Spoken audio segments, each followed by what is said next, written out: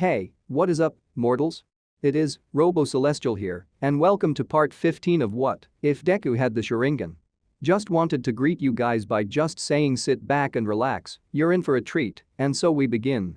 Katsuki Bakugo, Kaken, and his two goons were bullying another child on the day that Izuku Midoriya's, Deku, quirk awakened. He was trying to stop his friend-turned-bully from harming another one of their classmates. As Bakugo was about to send a right hook at him with his explosions, Izuku's eyes started searing with pain. His vision was a bit blurry, but everything seemed to slow down. Almost as if he could see the future, he could predict Kaken's movements, committing them to memory right before they happened. He dodged Katsuki's blast. The two boys behind Bakugo stained in shock and possibly fear. Getting angry at Izuku for dodging his attack, Katsuki tried a second time. His attack was dodged again, and this time Izuku mirrored his attack, pushing him down. It was then that Bakugo saw Midoriya's eyes, they were different. His once green eyes were now blood red with an even darker red circle around his pupils. Along each red circle was a black mark shaped like a comma. Bakugo grinned at the Izuku and got up, cheering. Looks like Deku isn't as worthless as we thought. Let's go see what his new quirk can do. Come on, Deku. Joy spread across Izuku's face, the biggest smile he could muster plastered on as his eyes faded back to their usual green. For the rest of the day, the five children tested Izuku's new power, learning how to activate it, that Izuku can focus his sight just barely to a cellular level, the slight increase to strength, speed, reaction time, his ability to perfectly mirror someone's movements and memorize them, and his stamina limit. When Midoriya got home, that day he showed his mother his quirk and what it could do. She immediately set up an appointment with the doctor to test and register her son's new quirk. When they finally went to the doctor, they got proper testing done to properly see what Deku's quirk does. They learned that when he transformed his eyes, his vision and physical abilities get enhanced. His tunnel vision goes away, and he can memorize and copy others' movements. In addition to those abilities, they found out that he could induce minor hypnotism. They found this out when the doctor thought Izuku was making his pen float during one of the tests. He later found out that he was the only one who saw the pen floating and confirmed what happened. The quirk was dubbed Sharingan and also called Copy Wheel Eye after the copying abilities and look of Midoriya's eyes after he activated his quirk. The next day at school he showed off his quirk and what he found out he could do at the doctor's office. The two became close in their weird way. Bakugo had stopped bullying the kid and the others as well, but he wasn't exactly nice to him or anyone else either. Some of the other kids still picked on him when Katsuki wasn't around. Despite having a quirk, he was still Deku. He was a nervous kid who wore his emotions on his sleeve. It was easy to get a reaction out of him, and the other kids knew it, but when Bakugo was around they wouldn't even dream of picking on Midoriya. The one time someone did, they got a blast to the face for making fun of the person he dubbed his future sidekick. As they went through elementary and middle school, not much changed. The other kids still picked on Izuku, but it stopped bothering him after a while. The only sort of reaction they got was him trying to defuse things without any trouble. Katsuki eventually started seeing him as more of an equal, and they started training together once they got into middle school to enhance their quirks. By the time middle school was nearing its end, the two were seen as a duo and rivals. One day during their last year of middle school, Izuku got distracted by a villain fight on their way to school. Bakugo rolled his eyes and followed the boy to watch the fight. Kamui Woods was fighting a villain with a gigantification quirk. Izuku activated his Sharingan to memorize the fight and later write notes about it. Right when the pro landed on a building, Izuku started excitedly talking to Katsuki. Here it comes Kaken. His signature move, lacquered chains prison. Katsuki smirked at him and put his elbow on the slightly shorter boy's shoulder and leaned on him for support. Bakugo took his usual aggressive tone to Midoriya. Damn it, Deku. We're gonna be late 'cause of you. Mount Lady came in with her canyon kick faster than Izuku could perceive with his quirk. He took out his notebook and quickly started jotting down notes about Mount Lady while talking. Sorry, Kaken, I gotta take notes on this. I couldn't see her coming with my quirk. This will help with our hero training. The man next to them suddenly became interested in their conversation. Do you two want to become heroes? Good luck with that. Katsuki immediately stepped towards the man with a confident grin. We're not just going to be heroes, old man. We're the next number 1 and 2. He pointed to himself and then Midoriya with his right thumb as he made his declaration. After the incident was over, they continued to school, barely making it in time. The class day went on without much going on. Izuku decided taking notes about the battle from earlier would be a better idea than actually paying attention. When Katsuki started screaming and calling the rest of the class extras, he was taken out of his thoughts. The teacher broke through the noise of students protesting at being called extras. Bakugo, you and Midoriya, of course, must be aiming for UA High School. The students started murmuring about how hard it was to get in. Bakugo jumped onto his desk as he addressed the class. We're gonna make it to the top. I'll surpass All Might and become the best hero out there. Not to mention we'll be some of the richest people in the world. The class collectively looked at Izuku after hearing this, and he tried to hide his face in his arm. Nobody would dare say it with Katsuki around, but they were all thinking it. It didn't matter how strong Deku's quirk was, with his anxious personality and lack of presence, there's no way he could be a hero. As the day ended, Bakugo and his two lackeys who still followed him around approached Midoriya. Katsuki was thumbing through Izuku's new notes from today. Deku, you hanging out with us today? Izuku smiled at the offer and refused, saying he wanted to stay back a bit and watch the news coverage from this morning's incident in case he had missed something. Katsuki and his goons left Izuku to his own devices. He learned everything he could from the news footage and left. On his way home, Midoriya was muttering to himself, thinking of how he could incorporate what he learned this morning into his training. As he was walking under a bridge, he was attacked by a villain made of sludge. Midoriya activated his quirk, but it was too late.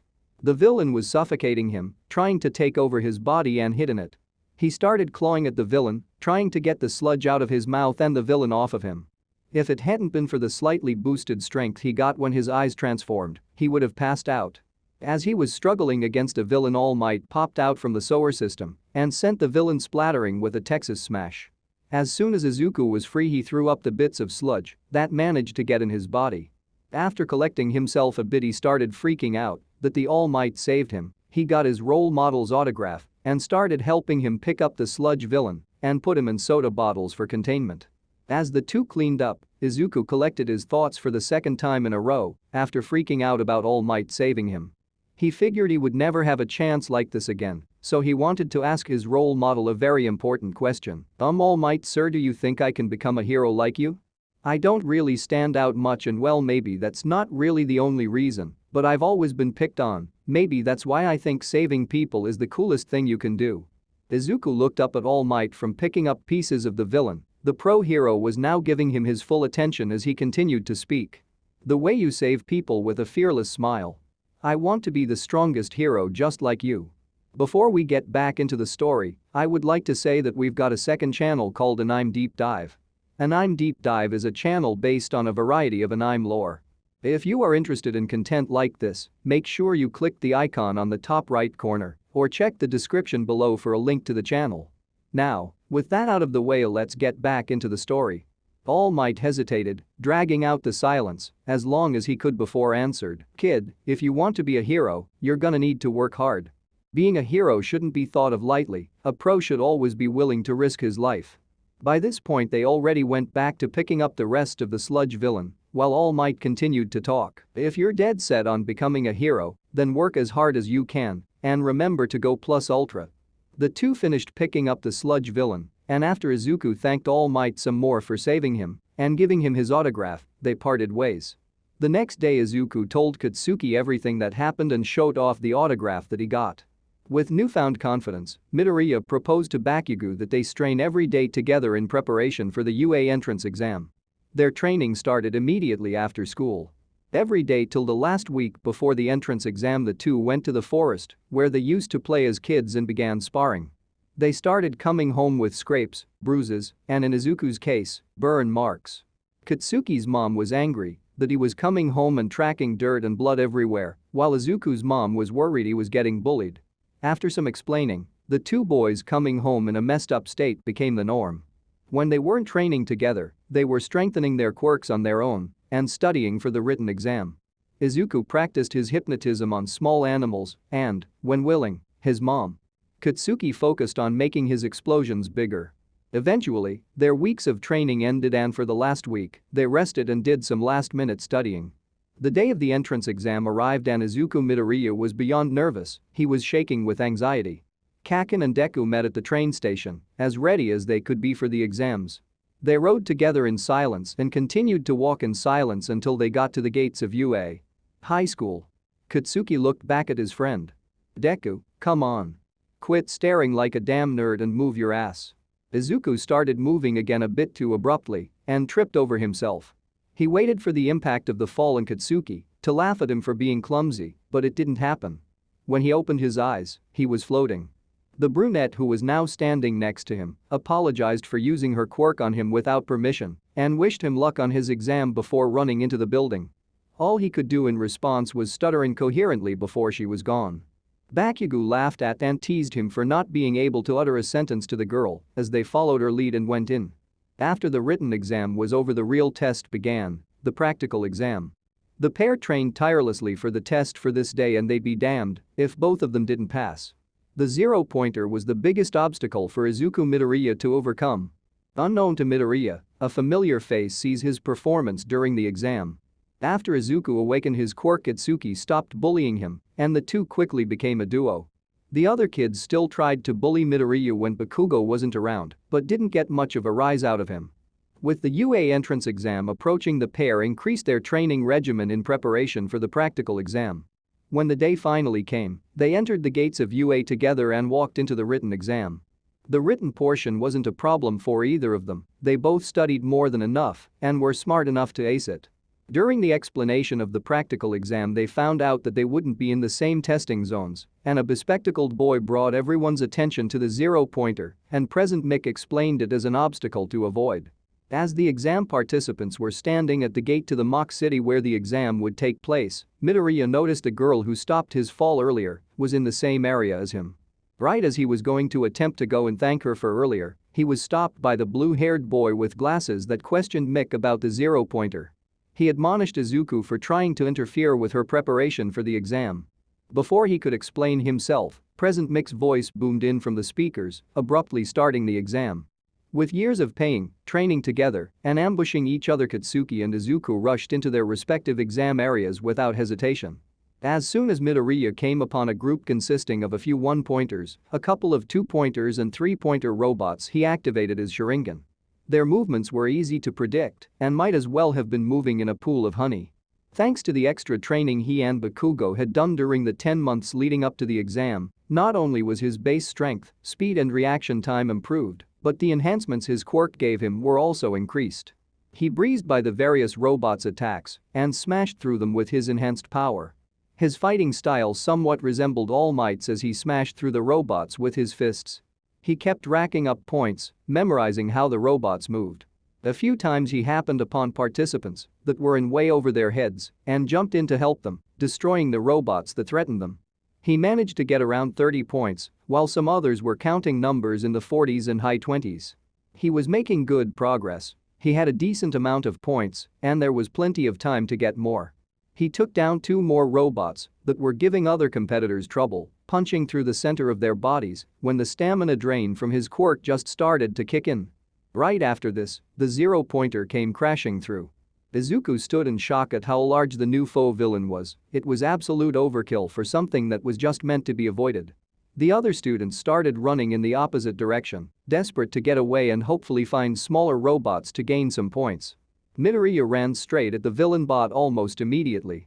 Rubble from one of the destroyed buildings was about to crush the brunette he and Kaken met before the exam. He warned her, but it was too late, so he ran towards the danger in hopes of somehow distracting or destroying the robot before she could get smashed to bits. By the time he got close, the rubble had already fallen on her, and her leg was stuck. He moved into a nearby narrow alleyway, imitating Kamui Wood's movements and agility. He climbed up the side of one of the buildings closer to the robot and with one hand flipped over the edge of the roof and landed on top of it. He kept moving forward, shifting how he moved once he neared the edge of the building close to the fake villain. Before we get back into the story, I would like to say that we've got a second channel called Anime Deep Dive. Anime Deep Dive is a channel based on a variety of anime lore. If you are interested in content like this, make sure you click the icon on the top right corner or check the description below for a link to the channel. Now, with that out of the way, let's get back into the story. As he jumped at the robot's head, he screamed "Canyon Cannon" as his movements perfectly matched Mount Lady's signature attack. When he reached the shoulder of the giant machine, he contorted his upper body into a stance that anyone who watched All Might fight close enough would recognize. The bot turned its head to look at Midoriya by now and had started moving its arm to swat him out of the air, but it was too slow. When his canyon kick broke through the outer shell of the bot's head, he unleashed his next attack before his body's momentum was gone. With as much ferocity and strength as he could muster, his voice bellowed Texas Smash as he brought his reared back arm into the foe villain's face. Two decent-sized jagged holes were made in the zero-pointer's head. Parts of the pointed edge dug into Izuku's limbs. Neither attack was as strong as when their respective pro heroes used them, but they were strong enough. With an arm and leg stuck inside the fake villain, he was able to stop it from moving forward. Each appendage had a broken bone and had deep gashes running down them. With some struggle, he was able to remove each of them before the adrenaline started to wear off and pain and exhaustion took over. With the waves of throbbing and fatigue taking over, he slipped off the giant's shoulder. As he hopelessly plummeted to the ground, he faded in and out of consciousness. He didn't know when he became weightless, just that it happened at some point, and then he was on the ground. Katsuki had been having a much easier time finding robots to destroy thanks to them being attracted to his flashy quirk. By the time the zero-pointer arrived, he had already been at about 80 points. No one in his testing section had been in any danger from the giant robot, they all steered clear of it, except Bakugo. Seeing how big and dangerous looking it was, he decided he wanted to show everyone up by taking it down. He had more points than he assumed anyone else would have anyway. He blasted his way half across the mock city to get to the zero-pointer and kept blasting around it. The sight was comparable to someone trying to swat away a fly. Every time he got close, it was near one of the robot's joints, and he quickly blasted away before he could get it. The explosions around the joints doubled as both a way to escape and a way to damage the machine. He mostly hung low and focused on weakening the zero-pointer's knees. When he heard President Mick start the countdown for the end of the test, he landed on the ground, arms aching and exhausted. He readied his arm for one last huge explosion and blasted a hole halfway through the zero-pointer with everything he had in the last second, breaking his arm from recoil in the process. Unbeknownst to the two boys, they caught the eye of one of the spectators in the judge's room. The blonde, bony man recognized one of the boys as the plain kid who he saved from a sludge villain. He wasn't all too surprised to see him there. He had said he wanted to become a hero as the two were picking up the pieces of the villain. What caught his attention about Midoriya was that a fair amount of his villain points came from saving other test takers that couldn't beat them. Some of the moves he'd used looked like weaker versions of his own and other pro heroes. What stuck out to All Might was his seemingly self-sacrificing nature when it came to fighting the zero-pointer. The pure ferocity, determination, and power that Bakugo had displayed during his fight with the zero-pointer made him stand out. He'd have to keep his eye on those two as potential candidates to pass on one for all. A week later, Izuku and Katsuki were eating at Midoriya's place.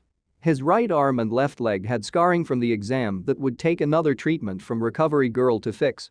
They had been doing weekly, short visits so that his stamina wouldn't be too drained for him to do anything else.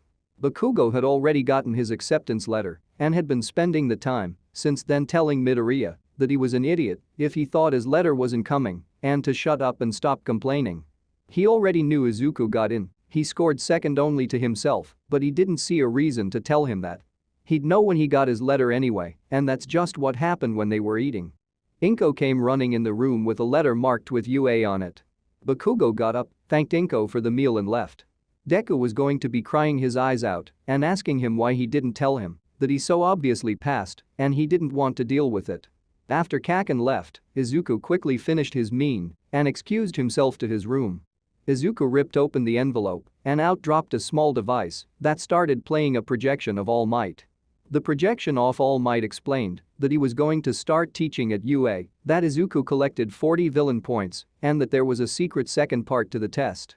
Before he continued explaining the second part of the practical, he explained to Midoriya that his actions during the practical exam led to others taking action and showed him a clip of the girl he had saved talking to President Mick, asking if she would be able to give him any points that he might have missed out on because he was saving her. The clip paused and All Might explained that hero points also existed and how they were distributed before showing the scoreboard. As the scores popped up, All Might explained that all the times he went out of his way to save people and him going out of his way to take out the zero-pointer to save someone all resulted in him having a higher score. First place was Kaken with 90 villain points, 10 hero points, and right under him in second place was Deku with 40 villain points and 59 hero points, 1 point away from tying with first. That night, after he celebrated with his mom, Midoriya called Bakugo and cried tears of joy, freaking out over the fact that he not only got in, but the two of them got first and second place. Katsuki threatened to hang up on him multiple times, telling him to shut up about it, but they both knew he wasn't going to. They continued talking for a while about heroes, their quirks, their experiences with the tests and acceptance letters, and that All Might, their favorite hero, was going to be teaching at UA High School. Eventually, Bakugo decided it was time to turn in for the night, and Midoriya let him go. Between the time of the exam and orientation day, the two hung out like normal. One day, in particular, they were brought into their middle school teacher's office, and the two were congratulated, and the teacher expressed his astonishment that they were able to get in. Katsuki was leaning his elbow on Izuku's shoulder again with a huge grin on his face as he spoke. "It was obvious we weren't just gonna get in.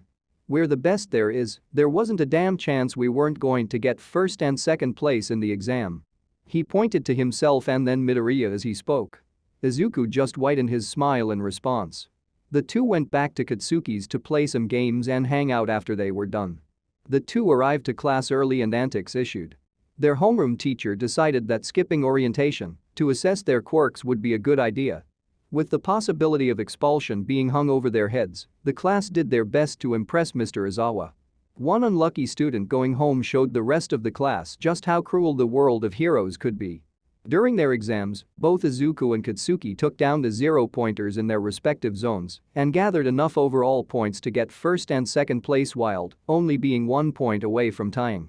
Unbeknownst to them, All Might had seen both of their performances and they had gotten on his radar as potential successors for One for All. After Bakugo and Midoriya took their entrance exams, they spent the rest of their time before UA hanging out. Izuku woke up early for his first day at UA High School. If he didn't, he knew Katsuki would leave him behind. After getting ready for his first day and saying goodbye to his mom, he opened the door to leave and was face to face with Katsuka's almost always grumpy-looking face. They talked as they made their way to the train station. When they got on the train, their conversation ceased for the duration of the ride, and Izuku thumbed through his notebook as Katsuki lazily watched from over his shoulder.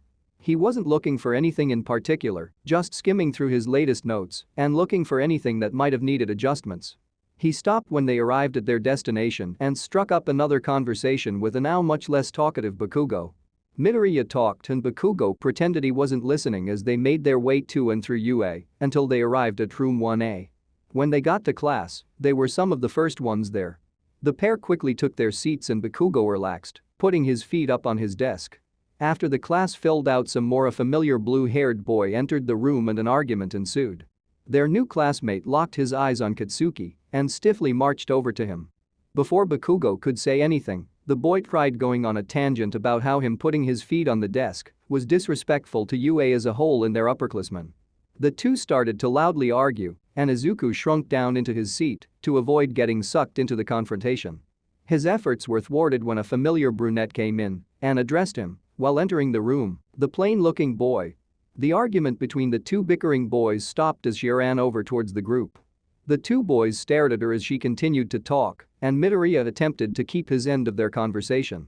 Their talk was cut short, however, when they realized they heard the door slam open and saw a man stepping out of a yellow sleeping bag standing in the doorway.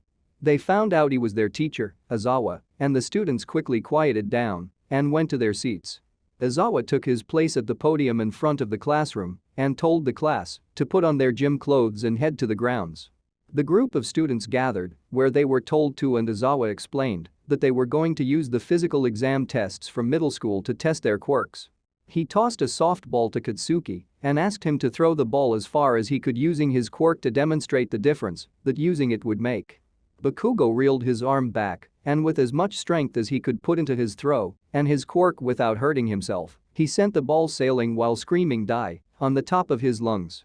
Izawa watched as the number on the device that was recording the distance rocketed higher and higher. When the number stopped, he showed the class the result, 735.2 meters.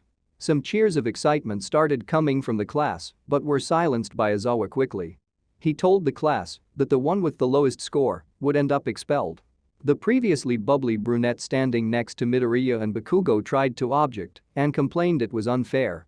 She shut up by their teacher when he explained that the world was full of unfairness and that it'd be their job as heroes to correct those unfairnesses. With the pressure of expulsion on their backs, the students did their best on the tests. The first test they did was the 50-meter dash. Katsuki and Izuku got 3.13 seconds and 4.02 seconds respectively. On the grip strength test, Midoriya scored 456 kilograms. The rest of the tests went just as well, and Izuku was able to score in the overall top 5 of the class. His ball throw wasn't as good as Bakugo's, but he was still able to get it past 400 meters. When the results were shown, the name, Minoru Mineta, the shortest boy in the entire class, started openly weeping and begging Izawa to reconsider his expulsion. To the shock of almost the entire class, he wrapped the crying boy in his capture scarf and dragged him to the principal's office while telling the class to get changed back into their uniforms and check out all the documents they needed to back at the classroom. A few of the students who had thought the threat of expulsion was a ruse to push them to do their best were left shocked, barely able to voice their disbelief. The truth of what they'd have to face to be heroes and how intense UA High School was started to sink in for the kids. The students changed and went back to the classroom as instructed, and Minoru never ended up returning. Before we get back into the story, I would like to say that we've got a second channel called Anime Deep Dive. Anime Deep Dive is a channel based on a variety of anime lore. If you are interested in content like this, make sure you click the icon on the top right corner or check the description below for a link to the channel. Now, with that out of the way, let's get back into the story. With their first day of UA High School behind them, Midoriya and Bakugo left to go home. As they were leaving, Izuku was stopped by someone putting their hand on one of his shoulders and addressing him by name. He turned his head to see it was his new blue-haired classmate, who formally introduced himself as Tenya Ida. He proceeded to apologize for the way he acted during the entrance exam and congratulated Midoriya for being able to see the true nature of the test. Katsuki repressed his laughter at the very notion as Izuku tried to explain that he hadn't discovered the hidden part of the entrance exam. Before he could finish saying the words "I didn't," the girl he had met at the entrance exam came running towards the group addressing them. "You three?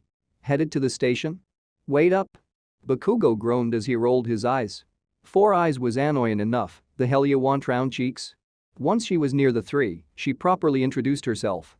"I'm Achako Uraraka. You're Tenya Ida, Midoriya, Deku and Bakugo, Kaken. Right?"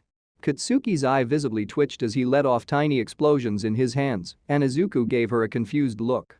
The two tried to talk over each other as they responded. Bakugo yelled at her.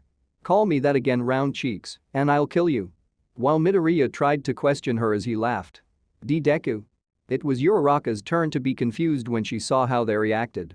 Her confusion was evident in the slight hesitation in her voice. That's what you two called each other all day. Right?" Katsuki huffed as he turned away from the conversation and Izuku explained the names to her. "My real name is Izuku, Deku is a name people used to call me to bully me.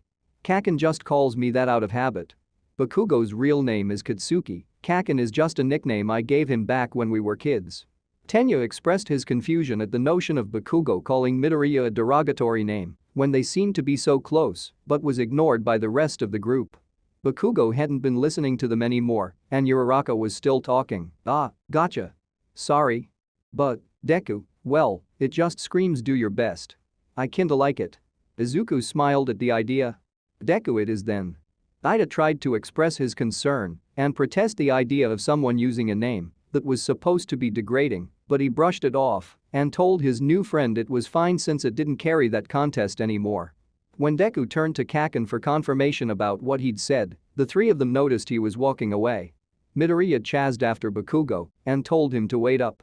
Without bothering to turn his head or slow down, Katsuki addressed the three of them. "If you three are just gonna slow me down, then piss off. Eat my dust or hurry the hell up." Still not used to the way Bakugo talked, Ida was shocked and muttered to himself about how vulgar his language was.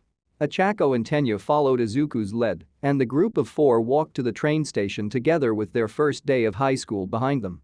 Their next day at UA was their first real day having classes.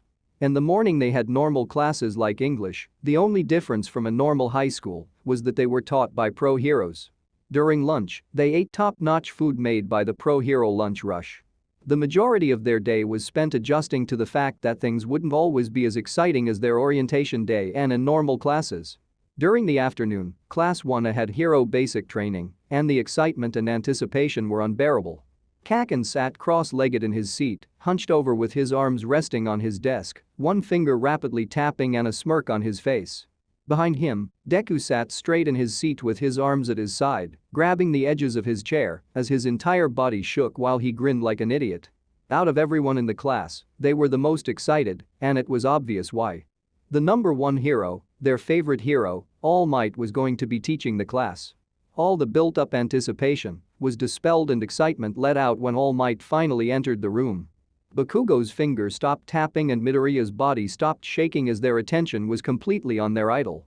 All Might explained that the class would be doing battle training, and the two childhood friends felt a spark of excitement well up in them.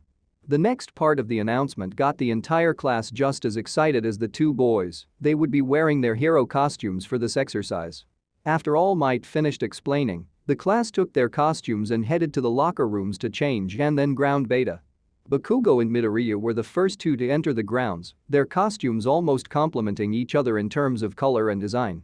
This didn't go unnoticed by the class, including their two new friends who brought attention to it, with Uraraka thinking the idea was cool. When All Might saw the pair, however, he immediately noticed the ears of Izuku's costume bore a striking resemblance to his own hairstyle. He quickly pushed the thought to the back of his mind once the entire class was out and in costume. All Might explained that they would be doing an exercise of heroes versus villains, and that the villains would have to hide a fake bomb in a building, while the heroes had to either capture the villains or find the bomb. He had the students make teams by drawing lots. Once everyone had formed teams, the first match was announced. Team D, consisting of Katsuki and Tenya, was going against Team A, consisting of Izuku and Uraraka. The first match of the class set a high standard for the rest of the students. Ida was completely outmatched by his opponent and Midoriya was able to show off just how strong his quirk is. An unexpected turn of events resulted in the match ending in an unintentional loss. Todoroki's match ended up being a 2 vs 3, and it caught everyone's attention. Midoriya's first day at UA proved to be an eventful one.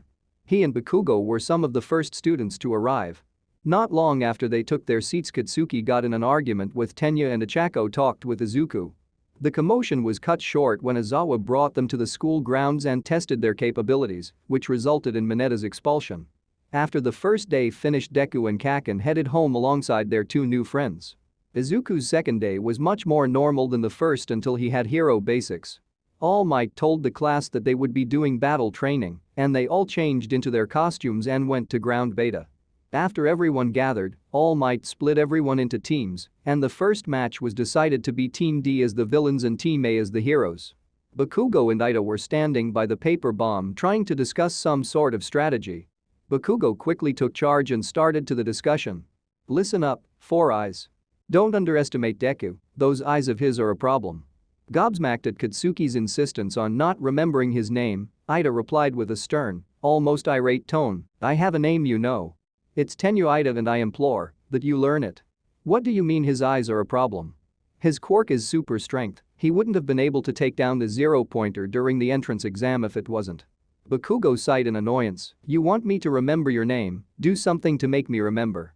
His quirk is called Sharingan, that boost in strength is nothing compared to what it really does. If it wasn't for the fact that he had a hell of a right hook without using it, that boost to his power wouldn't have been enough for the exam. Ida started to worry about how badly he may have misjudged Midoriya's power. Bakugo, what is Midoriya capable of? Katsuki turned to look Tenya in the eye as he spoke, enhanced strength, speed, reaction time, and sight. He can see up to a cellular level and predict movements just by looking at people. That's not the problem. Ida gulped as Bakugo continued. He can put you under hypnosis if you make eye contact.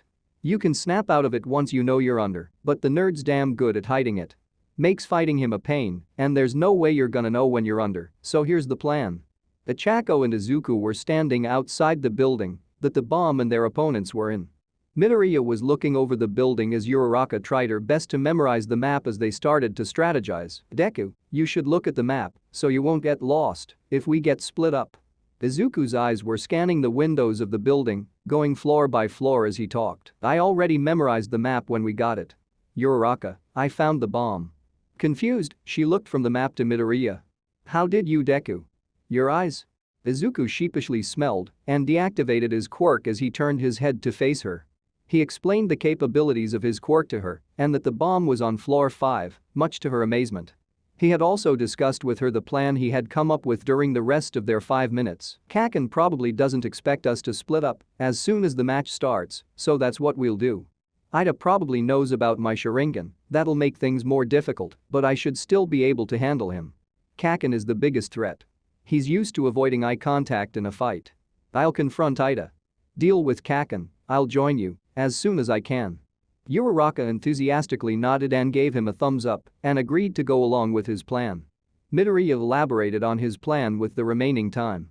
As soon as All Might announced the start of the match, Midoriya entered through a window on the 3rd level and Uraraka entered through a window on the 5th floor. Izuku took a deep breath and with as much force as he could muster shouted, "Kakein! Come out and face me like a man, you coward." The sound of Ida's engines echoed through the floor Midoriya was on. Izuku activated his Sharingan the moment he heard it. Tenya came speeding down the hall Izuku was in, and just as he expected, Tenya was avoiding looking at Izuku's face. Ida rushed past Izuku and sent him flying down the hall he just ran through with an engine-powered kick to the back. Midoriya went face first into the wall he had been sent sailing towards before he hit the ground. Ida took the role as a villain to such a serious extent that it was comedic. He approached Midoriya while taunting him in an unintentionally overdramatic tone. "Your tricks won't work on me, hero. Just as my associate said, you've miscalculated. Nyahahahaha." Izuku scurried off and sprinted down an adjacent hallway with Tenya in hot pursuit. He made a show for Tenya of trying to contact Uraraka via his earpiece, and just as he had hoped, his pursuer stopped him. Ida kicked him in the side of his stomach at an upward angle, rocketing him into the ceiling of a hallway parallel to the one they had originally been in, and then plummeting to the floor back first. Before Izuku could get up, Ida stomped onto his back and used one hand to pin Izuku's head to the ground. Tenya taunted him again, "Mwahaha. Give it up, hero scum. You've been beat." Izuku grinned as he responded to Ida. "Thanks for playing along, Ida. Thanks to you, everything's going just as we planned. Uraraka. Now. Before we get back into the story, I would like to say that we've got a second channel called Anime Deep Dive. Anime Deep Dive goes over the hard facts of the anime presented. Now, in case you guys didn't know, we have a third channel called Anime Theory. Anime Theory mainly focuses on a large variety of mind-boggling anime theories. If you are interested in content like this, please go check the description below or click the eye icon in the top right corner. Now, with that out of the way, let's get back into the story. Understanding the implications of Izuku's words, Tenya let up from him a bit as he searched for which direction Ochako would be coming from. Taking the opportunity, he pushed Ida off of him. As Tenya was falling and Izuku was getting up, the two made eye contact. Just as quickly as he fell, Ida got back up and tried to retreat, but it was too late. Before he could reach the end of the hallway, he appeared to be Uraraka standing in his way. He froze, unable to escape. He looked behind him to see that Izuku had started charging at him. When he looked back, Ochako also was following suit. Since she was closer, he grabbed onto her arm before she could make him float. He turned to throw her at Midoriya, who was right next to him, only inches from punching him in the face. Before contact was made, All Might's voice rang through the loudspeaker. "Tenya, Ida has been captured by the heroes." Ida blinked and then looked around. Midoriya and Uraraka were nowhere to be found, and the capture tape was tied around his leg. He thought back to moments before when he accidentally looked Izuku in the eye and realized that he had been hypnotized. Tenya found himself wondering how much of what he experienced had actually happened as he decided to leave the building. Bakugo cursed to himself when he heard All Might's announcement. "Damn it, Four Eyes. You couldn't hold out till I was done with round cheeks, could you?" A few minutes after the mock battle started, Ochako had run into the room with the bomb and the two started fighting. Uraraka was staying low and trying to get in as close as possible. He figured as much would happen. Katsuki figured that Deku probably prepared her just in case the two decided to fight. Debris was floating everywhere and chunks of pillar, wall, floor, and ceiling were missing. She'd made the chunks he blasted to smithereens float with her quirk. Since the start, he had been on the winning side of this battle. Uraraka was exhausted, and Bakugo kept blowing back her and whatever was thrown or floated in his way. Nausea started to hit Ochako, but the two continued their little song and dance. She'd run at him. He'd blow her away along with bits of the building and some floating rubble, only for new rubble to be floating and for her to get right back up. Izuku heard All Might's announcement as he was starting to run up the first flight of stairs he'd have to go through. Even with having the entire building plan memorized, it took a minute for him to get up 2 floors. When he entered the area with the bomb, it was covered in smoke and floating bits of what Midoriya assumed were the building. A Chaco came flying out of the smoke and violently fell on her back. Izuku ran over to her and helped her up. He explained that everything with Ida went pretty much according to their plan and asked if she was ready for the next step. She nodded and gave him a thumbs up before suppressing the need to throw up. The two barged into the smoke and rubble-filled area. Midoriya kept his eyes looking for any movement that could be Bakugo as he and Uraraka stayed back to back. A Chaco was leading the way to where the bomb was while they were trying to find Katsuki. It didn't take long for them to find him. After a short time they heard his voice screaming "damn it," followed by a huge explosion that blew away the smoke, debris and almost Uraraka. Time seemed to freeze for a moment when everything cleared. Kaken looked at them and they stared back. Izuku and Achako were close to the bomb, way too close for Bakugo to get there in time. He was shocked, but not for long. Anger and instinct soon took over and he readied himself. Everything seemed like it was moving slower than normal, even for Izuku, but it all happened in an instant. Katsuki pulled the pin on his gauntlet, Izuku tackled Achako out of the way, the room lit up and the explosion was deafening. Bakugo was the only one to hear that the hero team had won due to his disqualification. He was so caught up in the moment he hadn't realized what he did. He blew up the bomb. Once everything sunk in for him, he cursed himself for getting carried away and helped up Izuku. After explaining that they won, they all evacuated the building and the rest of the matches went on as planned. The rest of the matches were intense after the bar had been set so high by the first one.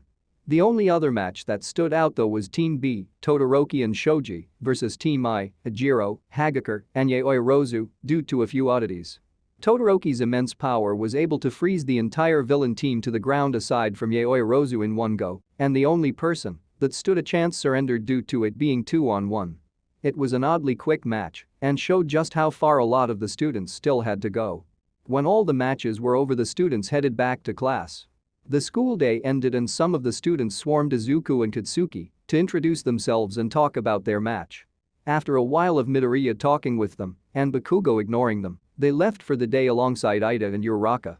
News reporters swarmed the students as they tried to enter UA High, but Izawa quickly saved them from the harassment.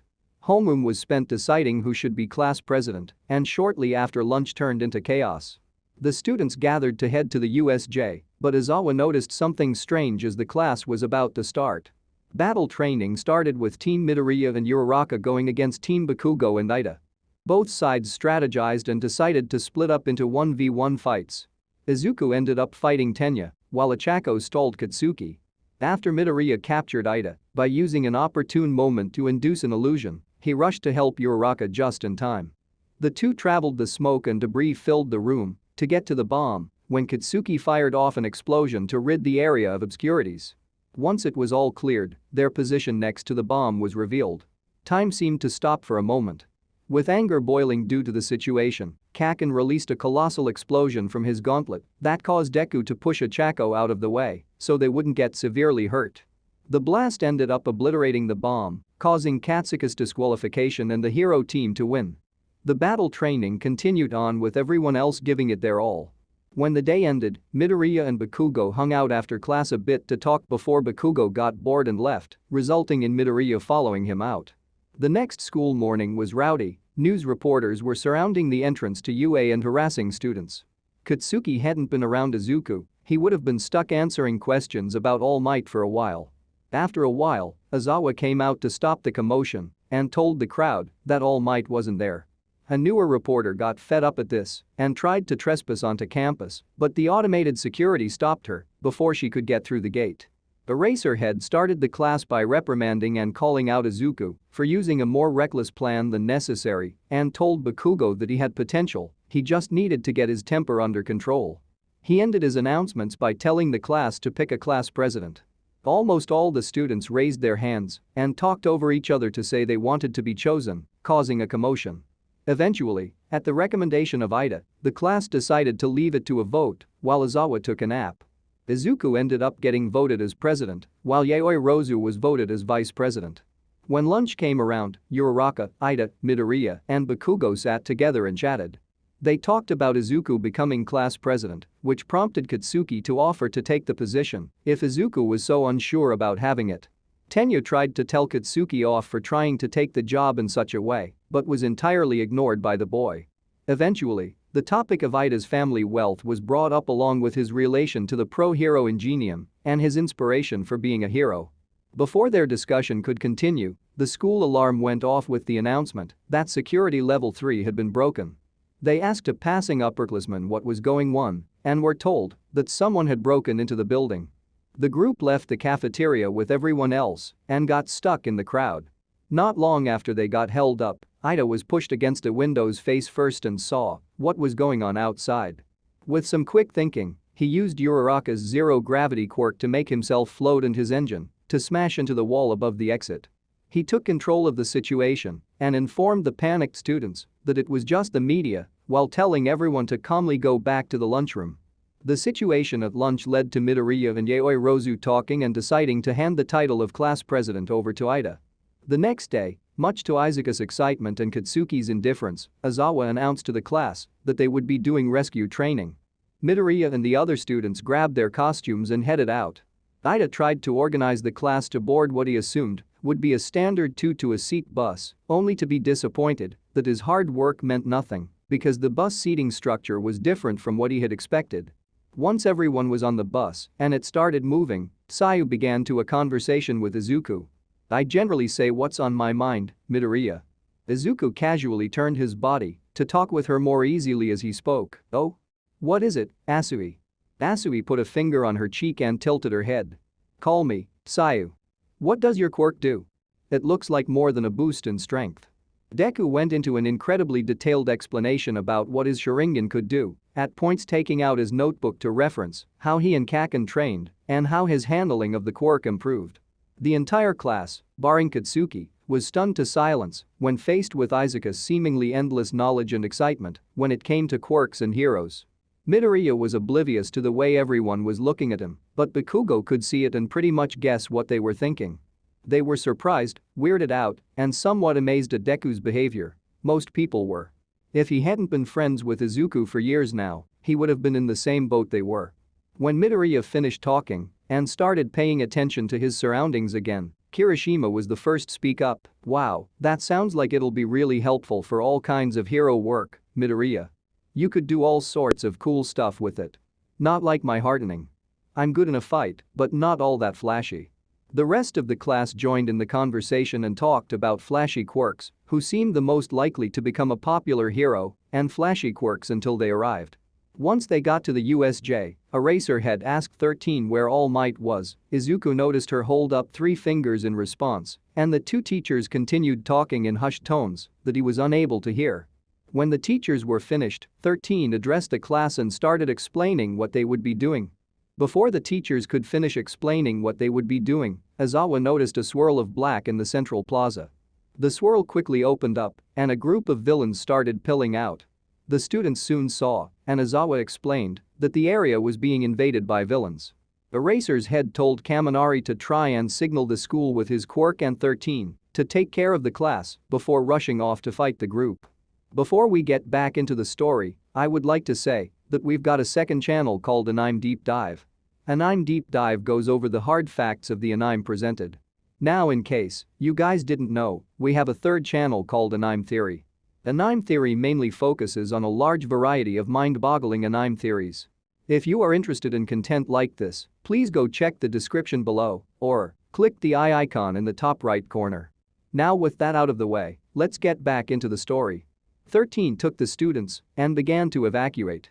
They were stopped, however, by a smog-cloaked villain who introduced their group as the League of Villains. He declared that they were there to kill the symbol of peace. Right after the Mist Man's monologue was done, Bakugo, Midoriya, and Kirishima rushed him all at once. Izuku and Ijiro already had their quirks activated. Midoriya was sure the villain had looked him in the eyes and put him under hypnosis. As Bakugo and Kirishima attacked the villain from the front, Midoriya went around and attacked from the back without getting noticed. The humanoid Smog had seen the 3 boys charge headfirst at him. He evaded their onslaught, and he noticed the green-haired one had disappeared. He quickly searched around him, and before Midoriya could get a hit on him, he grabbed hold of the previously missing child and flung him towards the other two pursuers. The three students fell back and landed hard on the ground. The man enveloped the class in his mist, teleporting a fair amount of them away to different areas in the USJ. Midoriya, Bakugo, and Kirishima landed in the ruins zone, surrounded by villains. Izuku got off the two and they all stood up, back to back to back. Kaken let off some preemptive explosions, Deku kept his eyes activated and watching, and Ijiro re-hardened his arms as the surrounding villains continued to close in on them. Katsuki grinned whiter and whiter as they waited to attack.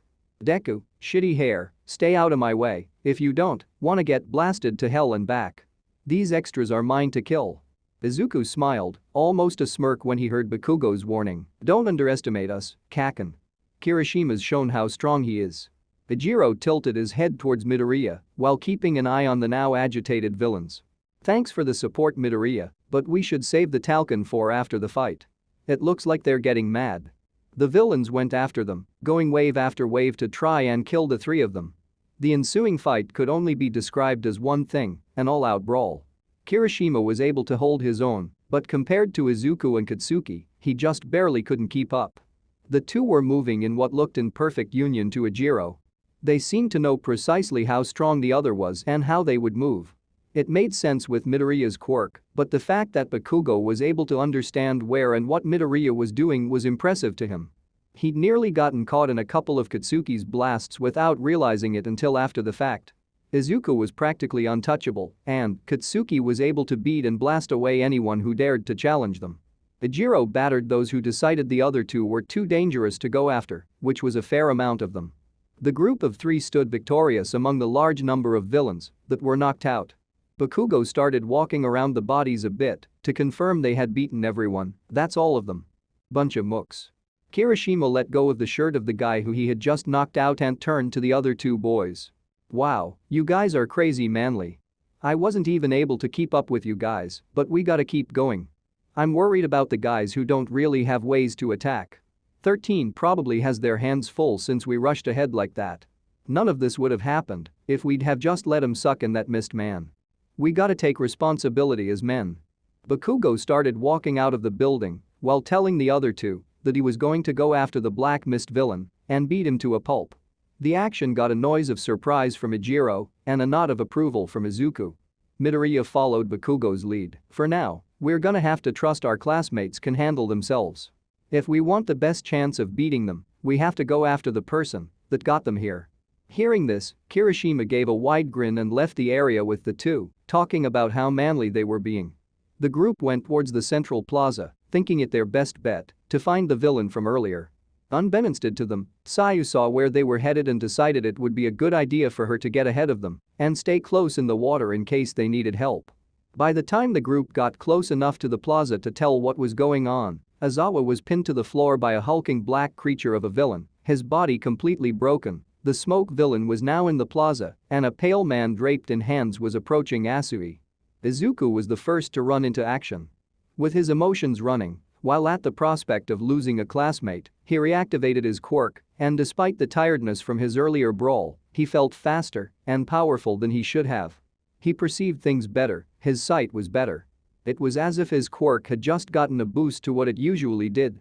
At the moment though, it didn't matter to him. What was important was that his classmate was in danger and she needed help immediately. The adrenaline and stress of the situation swept over Izuku's body and devoured him. By the time he realized he was moving, his body was in a full-on sprint. Midoriya's thoughts were running a mile a minute, everything seemed to slow down.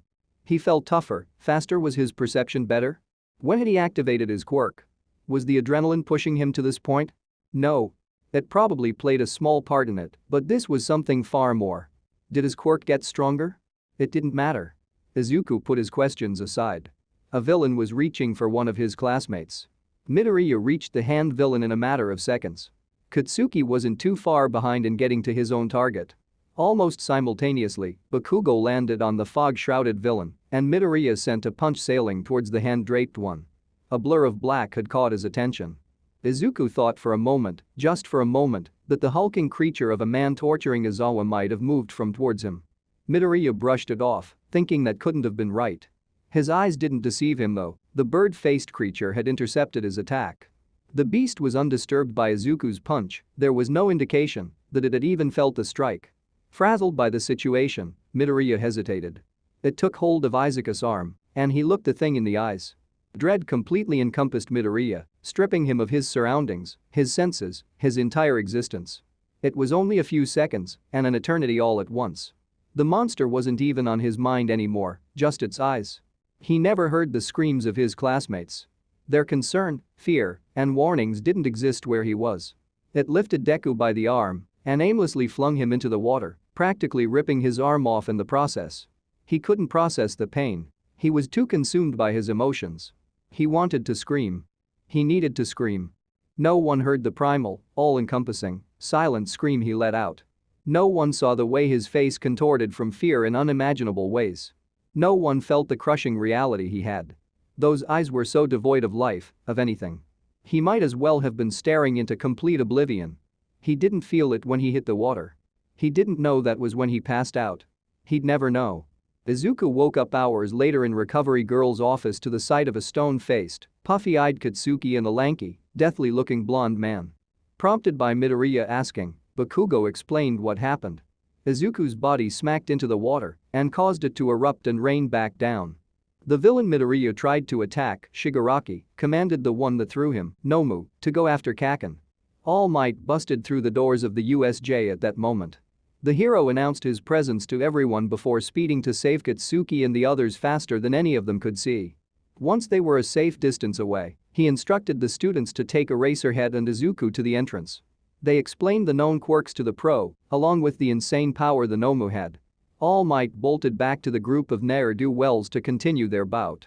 His fight with Nomu led to him getting grabbed and dragged into a portal so he could be cut in half. If not for Todoroki's sudden appearance and him freezing the creature, All Might would have been done for.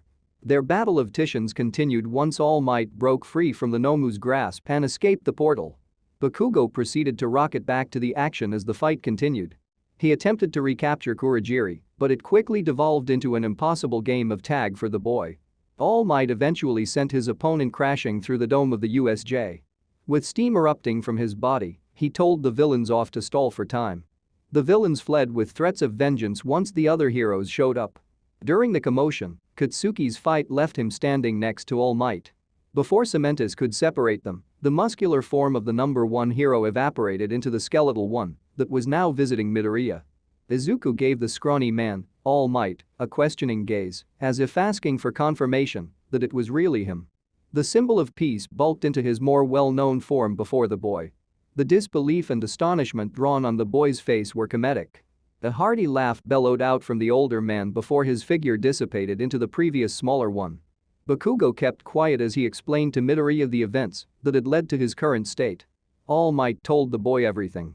From his master passing one for all to him to his devastating battle with All for One. Izuku interjected with some questions throughout his tale. The most important one he would ask, though, was after everything had been explained. Why are you telling me all this, All Might? If this information was leaked to the public, who knows what would happen? Midoriya's face was stricken with concern and confusion as he spoke. All Might gave him a light, airy chuckle. I want you, young Midoriya, to inherit my power. Before we get back into the story, I would like to say that we've got a second channel called Anime Deep Dive. Anime Deep Dive goes over the hard facts of the anime presented. Now, in case you guys didn't know, we have a third channel called Anime Theory. Anime Theory mainly focuses on a large variety of mind-boggling anime theories. If you are interested in content like this, please go check the description below or click the eye icon in the top right corner. Now, with that out of the way, let's get back into the story. He spread his arms in a grandiose way, as if to emphasize what he was saying. Izuku was in awe. Obviously, he would say yes, why wouldn't he? He had no doubt about his skills when it came to combat, or how powerful his quirk was. One thing still bothered him though. Why me? If it was solely for his quirk or abilities, then surely someone more experienced would be a better choice. All Might gave another chuckle at the boy's question. Young man, when we first met, you asked me if you could be a hero. You said you wanted to be the strongest hero and save everyone with a smile. To be honest, I brushed you off and gave you a rehearsed response that I would have given anyone. While I was watching over the entrance exam, I wasn't surprised to see you there. What did manage to surprise me was what you did during the exam.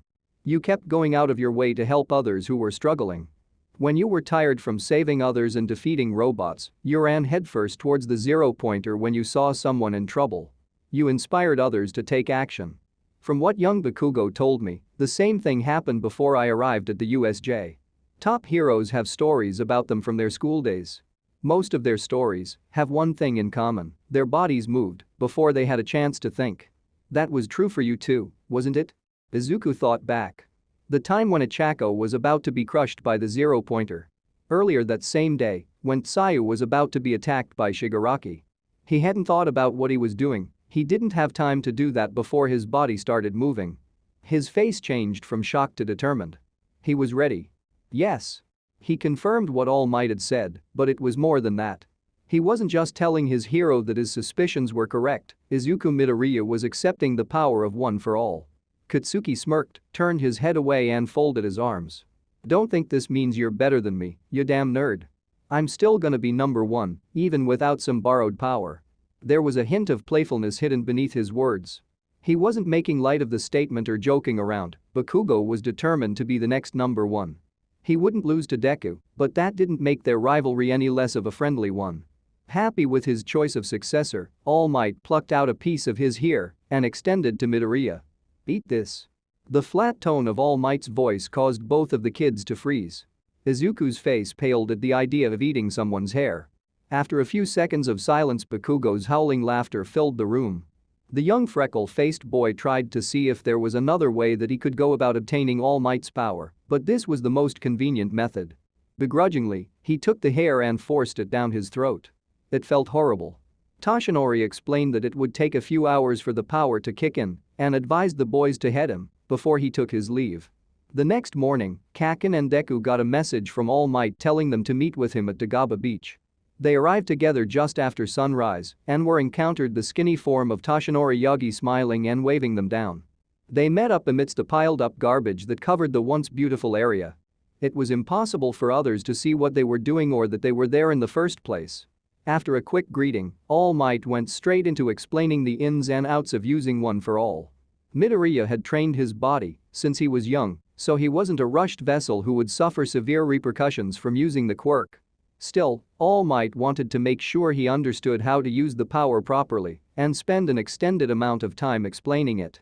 By the time he was done, it was already high noon, and Bakugo was aggravated.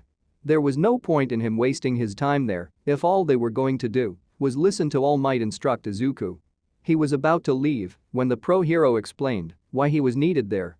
He would be Midoriya's sparring partner once he was able to properly use the new power. They never got to that point though. The rest of the day was spent with Izuku testing his new quirk, figuring out how to control it, learning how much of it his body could take, coursing it throughout his limbs and finally figuring out how to stream it through his entire body. Considering the quirk he was born with already had a power-enhancing effect, it only took him till sunset to get his new power under control. He still didn't have complete control over One for All. He often strained his uppermost limits and had difficulty moving while it was activated. It would take a couple weeks of practice for him to have the amount of control needed. Katsuki had long gone on his own to train, using the stacks and mounds of junk as obstacles and targets for his own training. The group converged at their original meeting place once they were finished. Before they left, All Might wanted Midoriya to test one more thing. One for All enhanced a user's original quirk in addition to granting them super strength. They needed to know how it affected Izuku so they could adequately train. Deku activated his Sharingan, and a new design had taken over his eyes. He only activated it for an instant, enough to tell that his eyes looked completely different, but not long enough to really see what was changed. Something went wrong when he tried to use his quirk. Midoriya stopped breathing. Training Izuku's Sharingan wasn't an option. For the time being, it was too dangerous. The group went their separate ways, and Midoriya lamented over what happened. The next day, a new familiar face was in the classroom. Izawa explained the sports festival to the class, much to their surprise and excitement. All Might pulled Deku aside to talk about the upcoming event and what had happened the day prior. When the class tried to leave, they were swarmed by other students. Kaken made the situation worse for everyone with his rude comments. He no longer registered that All Might and Bakugo were there. Deku's body was still. It was uncanny, like a corpse standing straight. His petrified state didn't last long. He began moving and breathing again almost instantly. It started with a slight tremble and a few slow, short, shallow, stilled inhales. His mind kept pace, following the same trend as his body. Midoriya's thoughts ceased to exist, no different from the unoccupied eyes of the Nomu. Those eyes.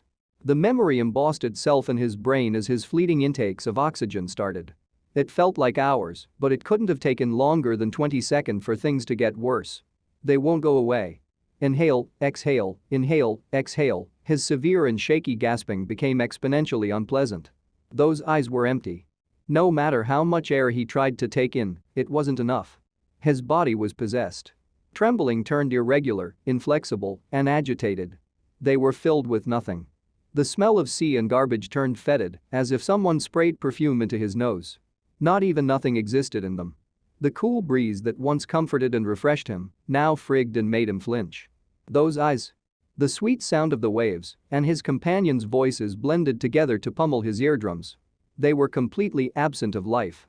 The calm topography was now a nightmare hellscape with colors too vibrant and every movement a dizzying threat. His head was light. Everything spun yet stayed still all at once. Help, please. Heart palpitations threatened to tear his body apart. Run, run, run. Izuku was imprisoned, his body now a dungeon and his mind the persecutor. Midoriya felt something latch onto his shoulder. The sudden and unfamiliar feeling terrified him. He jumped away, face contorted in unspeakable fear and paranoia, and one for all coursing through his veins. Izuku turned around slowly to face whatever had touched him. All Might? Midoriya's voice was hesitant, shaky, uncertain, and sounded like it was struggling through unshed tears. His body quaked uncontrollably, he was a deer caught in headlights and barely able to speak. Midoriya, my boy, it's all right. Just breathe. All Might instructed Izuku on how to breathe, slow, steady, deep breath, hold, exhale, repeat. It took a couple hours for Midoriya to be okay enough to head home. He wasn't all right though, he was still anxious, jittery. Izuku wasn't mentally all there for the moment. All Might explained that it seemed as though he was experiencing a panic attack and suggested they hold off on training Midoriya's first quirk for the time being. Katsuki brought his frazzled friend back home and explained what happened to Inko. He left out the part about one for all and told her that Midoriya discovered another way to use his quirk that focused on and increased the boost to his physical strength. The entire time Izuku kept one for all activated, subconsciously using it as a security blanket. Once Kaken left, he walked off to his room in a zombie-like state. He was exhausted and his mind felt cloudy. Midoriya turned off the light, closed his door, and gingerly climbed into bed before passing out. The next morning Izuku felt much better. He was still a bit anxious, but he was miles better than he had been the night before. After Midoriya finished getting ready, in between his mom's constant questioning of if he'd be alright going back to school, the emerald-eyed boy and his blonde friend made their way to school. The two didn't say much. Katsuki wasn't to accidentally throw his friend into another attack, and Izuku was more than comfortable with the calming silence between them. When the duo got to class, they were bombarded by the others. The first to approach was Achako, closely followed by Ida, and then the rest of 1A. Bakugo ignored the group and went to his seat, while Midoriya tried his best to humor everyone and answer as many of their questions as possible. Ida raised his concerns about everyone crowding around their recovered classmate, but was quickly brushed off and assured it was fine. Uraraka was happy to see her new friend safe, but something felt off. He seemed a little more reserved than usual. He was by no means a boisterous person, but he usually talked with more confidence around the class. She didn't have much time to dwell on it. The students quickly dispersed once Izawa entered the room and started morning announcements. The first announcement came as a shock to everyone. A new student was being introduced to the class. Most of the group was stunned silent when their former classmate Minoru Mineta walked in and vowed that he would do all he could to be a proper hero before taking his once vacant seat. The only one who didn't react was Bakugo, who didn't remember the small boy. He continued on with his announcements for a while. Now, onto the important stuff. Last class was an important ordeal, but your fight isn't over. Midoriya's heart stopped. This was the last thing he needed to hear, especially after the events that transpired yesterday. No, no, no, no. This can't be happening. Not again. I can't breathe. Midoriya's thoughts quickly swirled and distorted in his head, becoming the beginnings or a typhoon that would destroy his day. Try as he might, he couldn't remember the breathing technique All Might had advised him to use the last time he had an attack. In front of him, Katsuki's body went completely stiff upon hearing the announcement. "You don't mean," Bakugo trailed off, not wanting to finish his thought. The class waited for further elaboration. UA's sports festival is fast approaching. Izuku and Katsuki collectively sigh in relief, while the rest of the class shouted in disbelief at how ordinary the second announcement was. A few students protested the idea only for Izawa to emphasize how important it was for UA to hold the festival. Now calm, Midoriya noticed a sound of the desk behind him grinding against the floor. He looked back to see Mineta's entire body shaking and fighting the urge to protest along with the other students. Izawa finished the rest of his explanation, and the tone for the class was set. Everyone was determined to win. After fourth period classes ended and lunch started, the students became rowdy and excited. Tenya, Izuku, Katsuki, and Sayu were standing around, idly talking about the excitement that swept up the entire class when Achako rammed herself into the conversation. With a look of determination so extreme, it was almost laughable, she told the group that they should all do their best and went around telling everyone she was going to crush it at the festival. Almost everyone went along with her enthusiasm, except the usually standoffish students and Midoriya. That last one caught her attention. Hey, Deku. What's wrong?" She leaned in close to the somewhat spaced-out boy with her mouth slightly agape in curiosity and worry. Izuku backed up a bit and reassured her that he was fine and just had a lot he was thinking about. As the usual group of four trotted their way to the cafeteria, the topic of why Uraraka wanted to become a hero came up. She sheepishly explained that it was for the money and elaborated on her family's financial situation. Their conversation was interrupted, however, when All Might stepped in front of them and asked Midoriya if he'd accompany him for lunch. He quickly extended the offer to Bakugo but was shot down. Katsuki didn't see a point in tagging along if the topic didn't concern him. Izuku split off from the rest and followed his mentor to the teacher's break room. The remaining three hurried off the lunchroom. Achako wondered aloud why All Might would have taken Deku aside to have lunch with him. Tenya suggested that All Might could have taken a liking to their friend, and Katsuki confirmed it. He told the two of them that after the USJ incident, Deku learned a new way to use his quirk that made it similar to All Might. Unbeknownst to them, Shoto Todoroki overheard their entire conversation. "Before we get back into the story, I would like to say that we've got a second channel called Anime Deep Dive.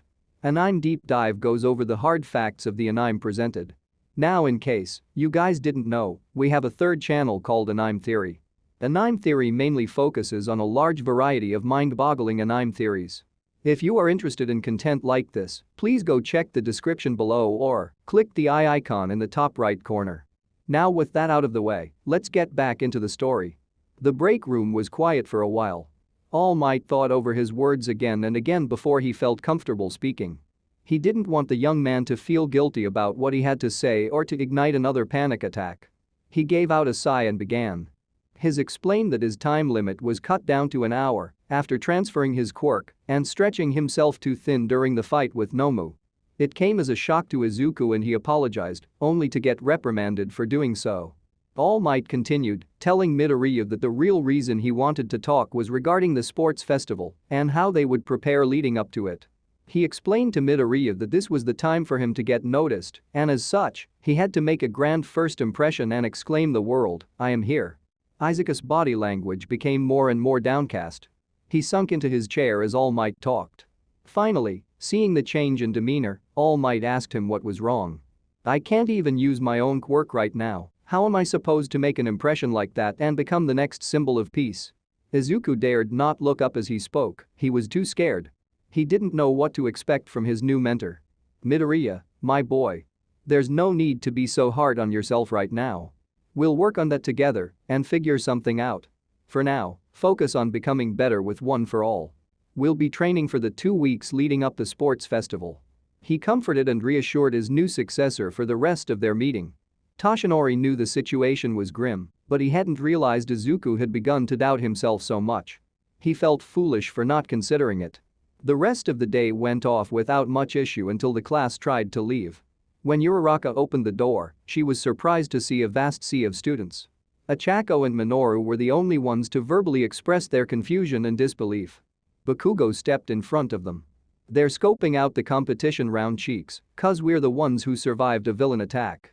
Kaken gritted his teeth while bringing up the villain attack. It was a sore spot for him. It started out great, bashing villains with Deku and shitty hair, but it didn't last. He was useless during the actual fight, and it nearly cost him the only person that he saw as an equal. He almost lost his closest friend. Maybe his only friend. The thought of that soured his mood. He didn't feel like dealing with what he thought of as NPCs. Move it, side characters. We got shit to do, and you're in the way. His face settled into a calm scowl as he spoke. His classmates, on the other hand, began to freak out and yell at him. Ida and Midoriya, in particular, reprimanded him for his behavior. Tenya flat out told Katsuki that he couldn't go around calling people side characters, and Izuku added that the two of them had already talked about ambushing off people he didn't know. Their protests went unacknowledged as Bakugo stared into the mostly unmoving crowd. It's true. We came to get a look, but you sure are modest. Are all the hero course students like this one? A student with a purple mop of hair pushed its way through to the front of the crowd. The owner said hair towered over the others in the horde as he spoke. He continued to orate, issuing a challenge and making it more than plain to see that he was after one of the currently occupied spots in the hero department. When he finished his speech, the tired-looking student and Katsuki bored into each other's eyes, neither moving or talking. The area stayed quiet for a while, putting everyone on edge. The tension that began building up didn't last long, though. Hey. I'm from Class 1B, next door. I heard you guys fought some villains. Wanted to find out more, but all I see is this arrogant bastard. A gray-haired boy screamed at Bakugo and the rest of Wana from the crowd. The explosive blonde gathered one thing from the new angry face, the implication that Katsuki might think himself better than others after that experience. That idea didn't sit well with him. Kaken's eyes turned wide, his brows furrowed, and his face contorted into a horrific glower. Instinctively small explosions set off in his palms, and his head turned to the 1B student. Deku preemptively took hold of his friend. Bakugo was about to burst, and he didn't want anyone to get hurt or in trouble. Katsuki let off a noticeable explosion. Nothing big enough to do damage, but it was close. What the hell is your problem, Lady Lashes? You got tin for brains or something, you asshole? Say something like that again, and I'll kill you. You dumbus, you got no right trying to say that I think I'm better than you cause of what happened. You got no idea what it's like. Watching helplessly while you think your friend is being killed. If you think we're proud of going through that shit, then drop dead. Your face makes me sick.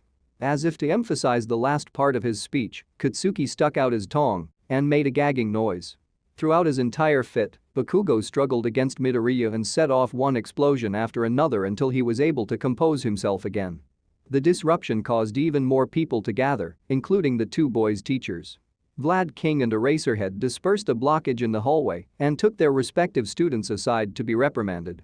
Midoriya and Uraraka decided to wait for Bakugo while Ida left for home. The two chatted for a while. They didn't talk about anything specific, mostly they were just waiting for Kaken and enjoying each other's presence. When Bakugo finally arrived, the trio left for the train station.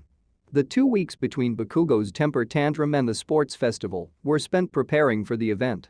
Everyone got ready for it in their own way, but none as strenuously as Deku. Whenever he wasn't at school or doing homework, he was training with all might. Throughout the entirety of the 2 weeks, they worked on Midoriya's newfound anxiety issues. During the second week, they started battle training. The day of the sports festival finally arrived. The two made a considerable amount of progress, considering the limited amount of time they had to work with. Now, it was time to put all that effort to the test. Everyone sat in their respective prep rooms for the sports festival. Chatter and excitement filled Class 1A's room, everyone was calming their nerves in their own way. Midoriya sat by his lonesome, doing some breathing exercises alongside Mineta. Ida took charge of the class to make sure everyone was ready.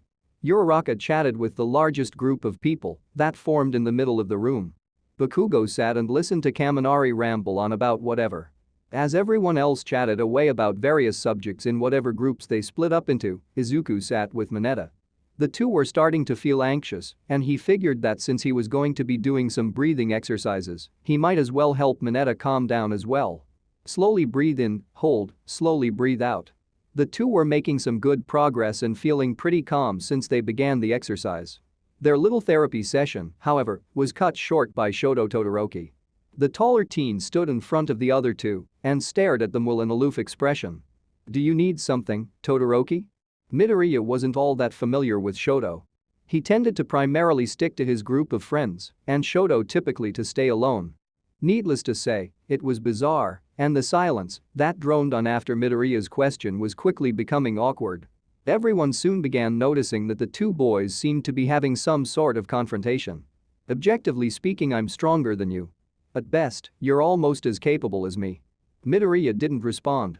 He didn't know how to respond to such a declaration. Bakugo, on the other hand, responded immediately. Boisterous laughter burst from the young man as he fell back. He took his chair along for the ride down. The blonde tumbled with a loud bang as the chair meeting with the floor. After a while, Bakugo collected himself and got up with the biggest grin any of his classmates had ever seen plastered on his face. "Listen here, you two-toned umbus. I'm the only one here capable of beating Deku. He's second to none other than me. You got that half and half." No one could gauge Shoto's reaction. His face remained expressionless as another silence settled in. The tension building in the air was so thick, not even a chainsaw would be able to cut through it. Midoriya looked between the two boys, and an almost nervous, awkward smile crept its way onto him. "We'll find out who the best in the school is when this is all over. I'm not going to hold back when we're all aiming for the top." As he spoke, Midoriya shifted his gaze towards the entire class. Determination was evident, not only on his face or even just his tone of voice. His whole body radiated with the feeling. He was out to win, and he made it clear that everyone else should be too. Right as Iida was going to try and rein everyone in from what had just occurred, static of the speakers kicked in.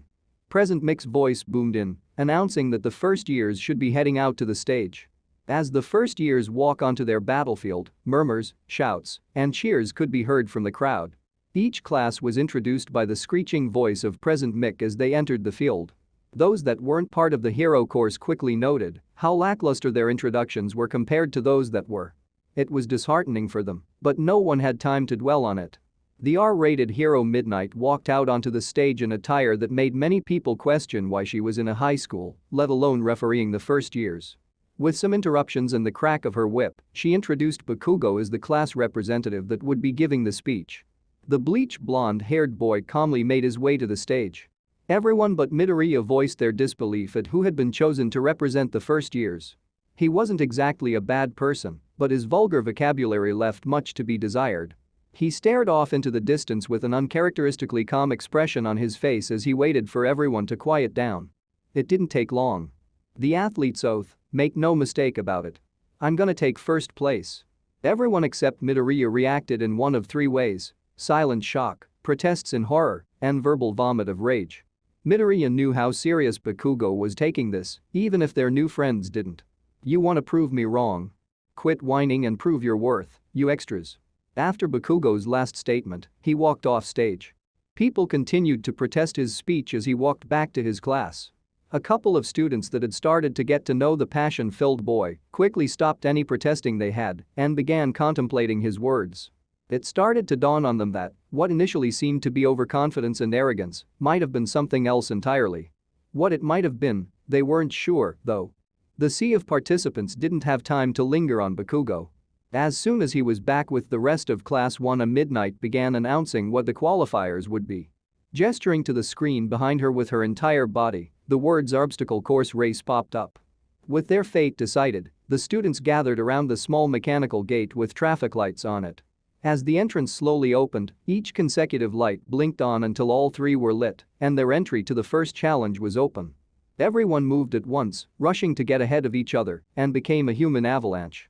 The opening they were given led to a narrow hallway that halted the struggling mob of riled-up contestants. It was clear to many of them that this would be their first real challenge. Todoroki was the first to move. He'd gotten ahead of the crowd early and froze the majority of them to the ground. As the heterochromous boy ran forward, he took a glance back to check who was still in the running. As he expected, everyone from his class except Mineta had been able to avoid his attack. To his surprise, though, plenty of people outside the hero course were skilled enough to as well. Shortly after they escaped from the clog of students, they were met with a large cluster of faux villains with a disturbing amount of zero-pointers among them. With a smirk, Todoroki froze the robots, with most of the others not realizing how unsteady and off-balance they were. Shortly after he passed between them, the mechanical menses began to tip and fall over, nearly crushing many of the more naive competitors. To the surprise of some, two students did end up seemingly crushed under the fake villains, but quickly broke through and began charging forward. Bakugo and Midoriya lead the pack in going over the moving obstacles. With Bakugo's explosions, he practically flew over the metal menses. Midoriya, on the other hand, charged up one for all to 5% and maneuvered the robots in a manner reminiscent of Kamui Woods. He might not have been able to use his Sharingan, but his body still remembered how the pro moved. Before we get back into the story, I would like to say that we've got a second channel called Anime Deep Dive. Anime Deep Dive goes over the hard facts of the anime presented. Now, in case you guys didn't know, we have a third channel called Anime Theory. Anime Theory mainly focuses on a large variety of mind-boggling anime theories. If you are interested in content like this, please go check the description below or click the eye icon in the top right corner. Now, with that out of the way, let's get back into the story. It didn't take long for the two second-place holders to reach the next part in the race. Platforms of Earth extended out of a seemingly endless chasm and were connected at odd angles by rope. Neither bothered slowing down to take it in or use the cords. Izuku upped his power outage to 8% and leapt from platform to platform, while his best friend flew above him with the force of his quirk. They were still neck and neck, neither able to gain the upper hand on the other for even a second. As they cleared the canyon, the two caught up to first place. Todoroki's pause to take in the fact that the students would be crossing a minefield cost him first place. He was passed by Midoriya and Bakugo. They were both using the full output of their quirks by this point, both gain first place and to attack each other. They were neck and neck at first place while being at each other's necks. Bakugo fired off explosions at Midoriya, and in return, the Viridian-eyed boy grabbed at and elbowed the explosive blonde. The one-for-all user was holding a steady 10% of his power and using careful footing to propel himself forward and seemingly glide right above the ground. As the two rivals started getting near the end of the field, Midoriya knew what he had to do. Todoroki was gaining on him, and it was blatant that he could lose the round to either of the boys near him. He planned his next step carefully. Midoriya upped the amount of one-for-all he was using for a brief moment to 15%. His body couldn't handle that much power for long, but it was just long enough for what he needed. His foot landed on the ground once more. As he shot himself forward and ahead of Bakugo, explosion after explosion went off behind him and furthered the lead he gained. He avoided stepping on any of the mines directly to avoid getting caught in the detonation. Instead, Midoriya used just enough force close enough to one of the clusters in the ground. By the time the smoke cleared, his rivals in the trial had lost track of him. Not long after he disappeared, President Mick announced Izuku Midoriya had gotten first place. Having finally reached the light at the end of the tunnel, pride and relief filled Midoriya as it was announced that he got first place. Not even a minute after him, Bakugo landed in second and Todoroki in third. Midoriya didn't have much time to celebrate his victory, though. As soon as Bakugo had collected himself a little, he ran at the freckle-faced boy while shouting Deku at him as loud as he could. When he tried tackling the first-place winner to the ground as revenge for stealing the win from him, but the two ended up locking hands and trying to wrestle each other to the ground. Damn it, Deku. What the hell was that bullshit? You asshole. Despite Bakugo's venom's tone, the expression he wore on his face was a somewhat friendly one. I can't do it for long, but I can use about 15% of one-for-all now. That extra training really put me ahead of you. The smile on Midoriya's face more than gave away how much he enjoyed roughhousing with his childhood friend. Kaken slammed his head into Deku's after hearing the last part. This doesn't mean shit. I still got the rest of the sports festival to kill you. The forest green-haired boy pushed back against his sharp-eyed rival, putting them at a stalemate. Eventually, they had to be forcefully separated so that everyone could continue on with the event. The entirety of Class 1 had ended up barely making it through the event, with Mineta ending up in last place. Now that everyone was sorted and knew who was going into the next part of the festival, Midnight announced and explained the cavalry battle. Everyone's heads turned to Midoriya when it was explained that first place had 1 million points. It was at that moment that he knew he would be everybody's target. As the rules were elaborated on, Midoriya wondered how people would react. He assumed an adequate amount of people would want to avoid being on his team since he was the biggest target. When it finally became time to make teams, he was right, in a sense. There were unquestionably tons of people who wanted nothing to do with him, but he didn't expect to get nearly the attention that he did. Picking people to be on his team had been far harder than he expected, but not for the reasons he initially though. All the parties ended up being settled rather quickly and chaotically. He made the best team he could given the options that he had, and it wasn't an inadequate group at all. With the people he picked, he was more than confident that they would take first place and ensure that they make it to the last event at the sports festival. Midnight's explanation of the cavalry battle ended, and chaos unused. Everyone ran around yelling at each other and created large groups in attempts to try and get on a team or persuade others to join their team. It seemed like everyone was trying to avoid Izuku at first. As he looked around, almost all of his classmates turned away from him. Minoru, on the other hand, ran straight into Izuku's leg. He could feel his pant leg getting wet from the other boy's tears. "Me Midoriya. I tried to team up with some girls, but will you team up with me?" Minoru blubbered out as he turned his head up to his fellow hero in training. His tears were accompanied by bloodshot eyes, snot running down his face, and an ugly, desperate expression. After contemplating his new friend's proposal, Izuku gave a slight nod and smile. "All right," he complied. "Not too many people should know your quirk since you just got back.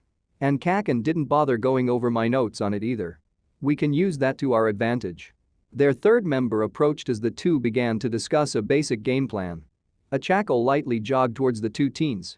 There was a light hop in her step that caused her chestnut brown bob to bounce. As she waved to them, her signature, infection's smile grew brighter and more contagious the closer she got. Izuku couldn't help but return her smile. "Hey, Deku," she started. "Team up with me." She balled her fists and slightly pumped her arms in front of her out of excitement as she spoke. "You're Raka, you're perfect. Just the girl I want." The hidden meaning in Izuku's words went completely unnoticed by him. Achako had only heard the potential implications such a phrase could have and backed away a few steps as her rosy cheeks were set aflame. "Wait, no, no, no, no, no, no, no, it's not like that. That's not it." Her words kept getting stuck in her throat and she couldn't think clearly. In an attempt to hide the growing embarrassment on her face, she flailed her arms about. "All right," Izuku interrupted Achako's monologue, seemingly unaware of what was going through her mind. "The three of us are a good start, but if we can get Aoyama on our TEAM divided by. Team up with me, mister." First place, a new voice ruptured the team's eardrums. Their attention was brought to a busty girl with thick, marvelous-colored hair and golden eyes with crosshairs for pupils. If the technology strapped to her body didn't make her stand out, her behavior certainly did. The girl was somehow able to sneak up to the group and get straight in Izuku's face and invade his personal space. Two vastly different uncomfortable looks quickly found their way onto Izuku and Achako's faces seeing how close this newcomer was. The 10 million point holder backed away from his new potential teammate and defensively put his hands out in front of him. "Whoa, too close." The girl seemed to ignore Izuku's comment and introduced herself. Her name was Mei Hatsum, she was in the support class, and the group quickly deduced that she affectionately called her inventions babies. After she started showing off her babies to Izuku and made her sales pitch, the two of them began frantically started talking about heroes. Achako had stopped freaking out when Izuku had interrupted her, but seeing the display between him and Mei gave her more distress. Minoru's offhand comments about their green and pink-haired teammates hooking up weren't helping to ease her either. The situation didn't last long, though, and they quickly organized their plan. Starting off with 10,155 points ensured a clean victory, assuming they survived the round. The other teams would be gunning for them, so they decided on a defensive strategy. If things got messy, they had a handful of offensive options in reserve. Their composition had Minoru as the head, Izuku as the front horse, and Achako and Mei as the rear horses. Achako wore huge, metal boots, and their rider had a metal pack strapped to his back. The anticipation built as midnight called for the beginning of the match. Team Mineta braced themselves. Immediately, Team Hagakure and a team with the boy from Class 1B that fought with Bakugo flanked them on each side. Before the green stallion and two mares could get their rider to safety, they sank into the ground. Izuku started barking orders to the rest of his team. The girls braced themselves, and Minoru pressed a button that was connected to his metal pack. Two small flames lit from the bottom of their jetpack, and after a short gurgling sound from the viscous ground, they were in the air. Kyoka sent one of her earphone jacks towards the now airborne group. With another shout from Izuku, Minoru sent an onslaught of his sticky balls at the incoming attack from Team Hagakure. In the process, he stuck Kyoka's earphone jacks to the ground. After they landed, the team of 1B students was quickly dispatched similarly. The game got more dangerous once they touched down, though. Mizo was in hot pursuit of them. Team Mineta made a run for it, but their efforts proved futile as Dark Shadow rocketed out from Mizo's arms and closed the distance. Before the bird-shaped shadow could grab the winning headband, a blinding white light consumed the two teams' vision. The loud crackling boom that accompanied the blinding light indicated precisely who it was. Once their senses were regained, Dark Shadow was gone, and Team Bakugo was booking it with the 10 million point headband. Katsuki waved his new trophy around in his hand before tying it around his neck. Izuku was pissed. The familiar crackle of One for All erupted from the Emerald Eye Boy's body. Before we get back into the story, I would like to say that we've got a second channel called Anime Deep Dive. Anime Deep Dive goes over the hard facts of the anime presented. Now, in case you guys didn't know, we have a third channel called Anime Theory. Anime Theory mainly focuses on a large variety of mind-boggling anime theories. If you are interested in content like this, please go check the description below or click the eye icon in the top right corner. Now, with that out of the way, let's get back into the story. We're going after Kaken. Take off. Now. The two mares and their rider nodded in agreement with Izuku. Thanks to the help of Achako's quirk and Mei's jetpack, the leap past Team Bakugo was exponentially easier. Green lightning arced past Katsuki's head, and a moment later, Team Mineta was standing a few feet in front of them with the 10 million headband back in their possession. With another shout from Izuku prompting him, Minoru surrounded his team with his sticky balls. The two teams stared each other down. Neither was stupid enough to underestimate the other. With the ground around Team Mineta being a death sentence, they were stuck at a stalemate. Katsuki knew that, if he blasted himself over the minefield of sticky balls, Izuku and his team would make sure he would miss and crash into the ground. As each side contemplated what to do, the halfway point was announced. Neither was able to resume their battle, however, as a third team ran past and stole Katsuki's headband. Time seemed to stand still momentarily for both teams. Neither one was able to believe what happened. Izuku burst into laughter as Katsuki gave chase to the perpetrators. Team Mineta seemed to be in the clear, as most of the other groups didn't want to risk getting stuck in the trap they set. Their peace didn't last long, however, as Team Todoroki and Team Tokoyami pincered them. Dark Shadow once again attempted to get close to them, and Shoto started freezing the area around them. Denki stunned the other groups as Shoto did his part to freeze the other teams and grab a few headbands. Team Mineta escaped into the air for a third time as their heterochromatic threat froze Mizo in place. Their game of cat and mouse quickly took over the entire field and forced the other participants to steer clear. With less than 8 minutes left of the round, the two teams finally confronted each other head-on. Mei's jetpack stopped working, and they couldn't outrun the competition forever with Ida as their front horse.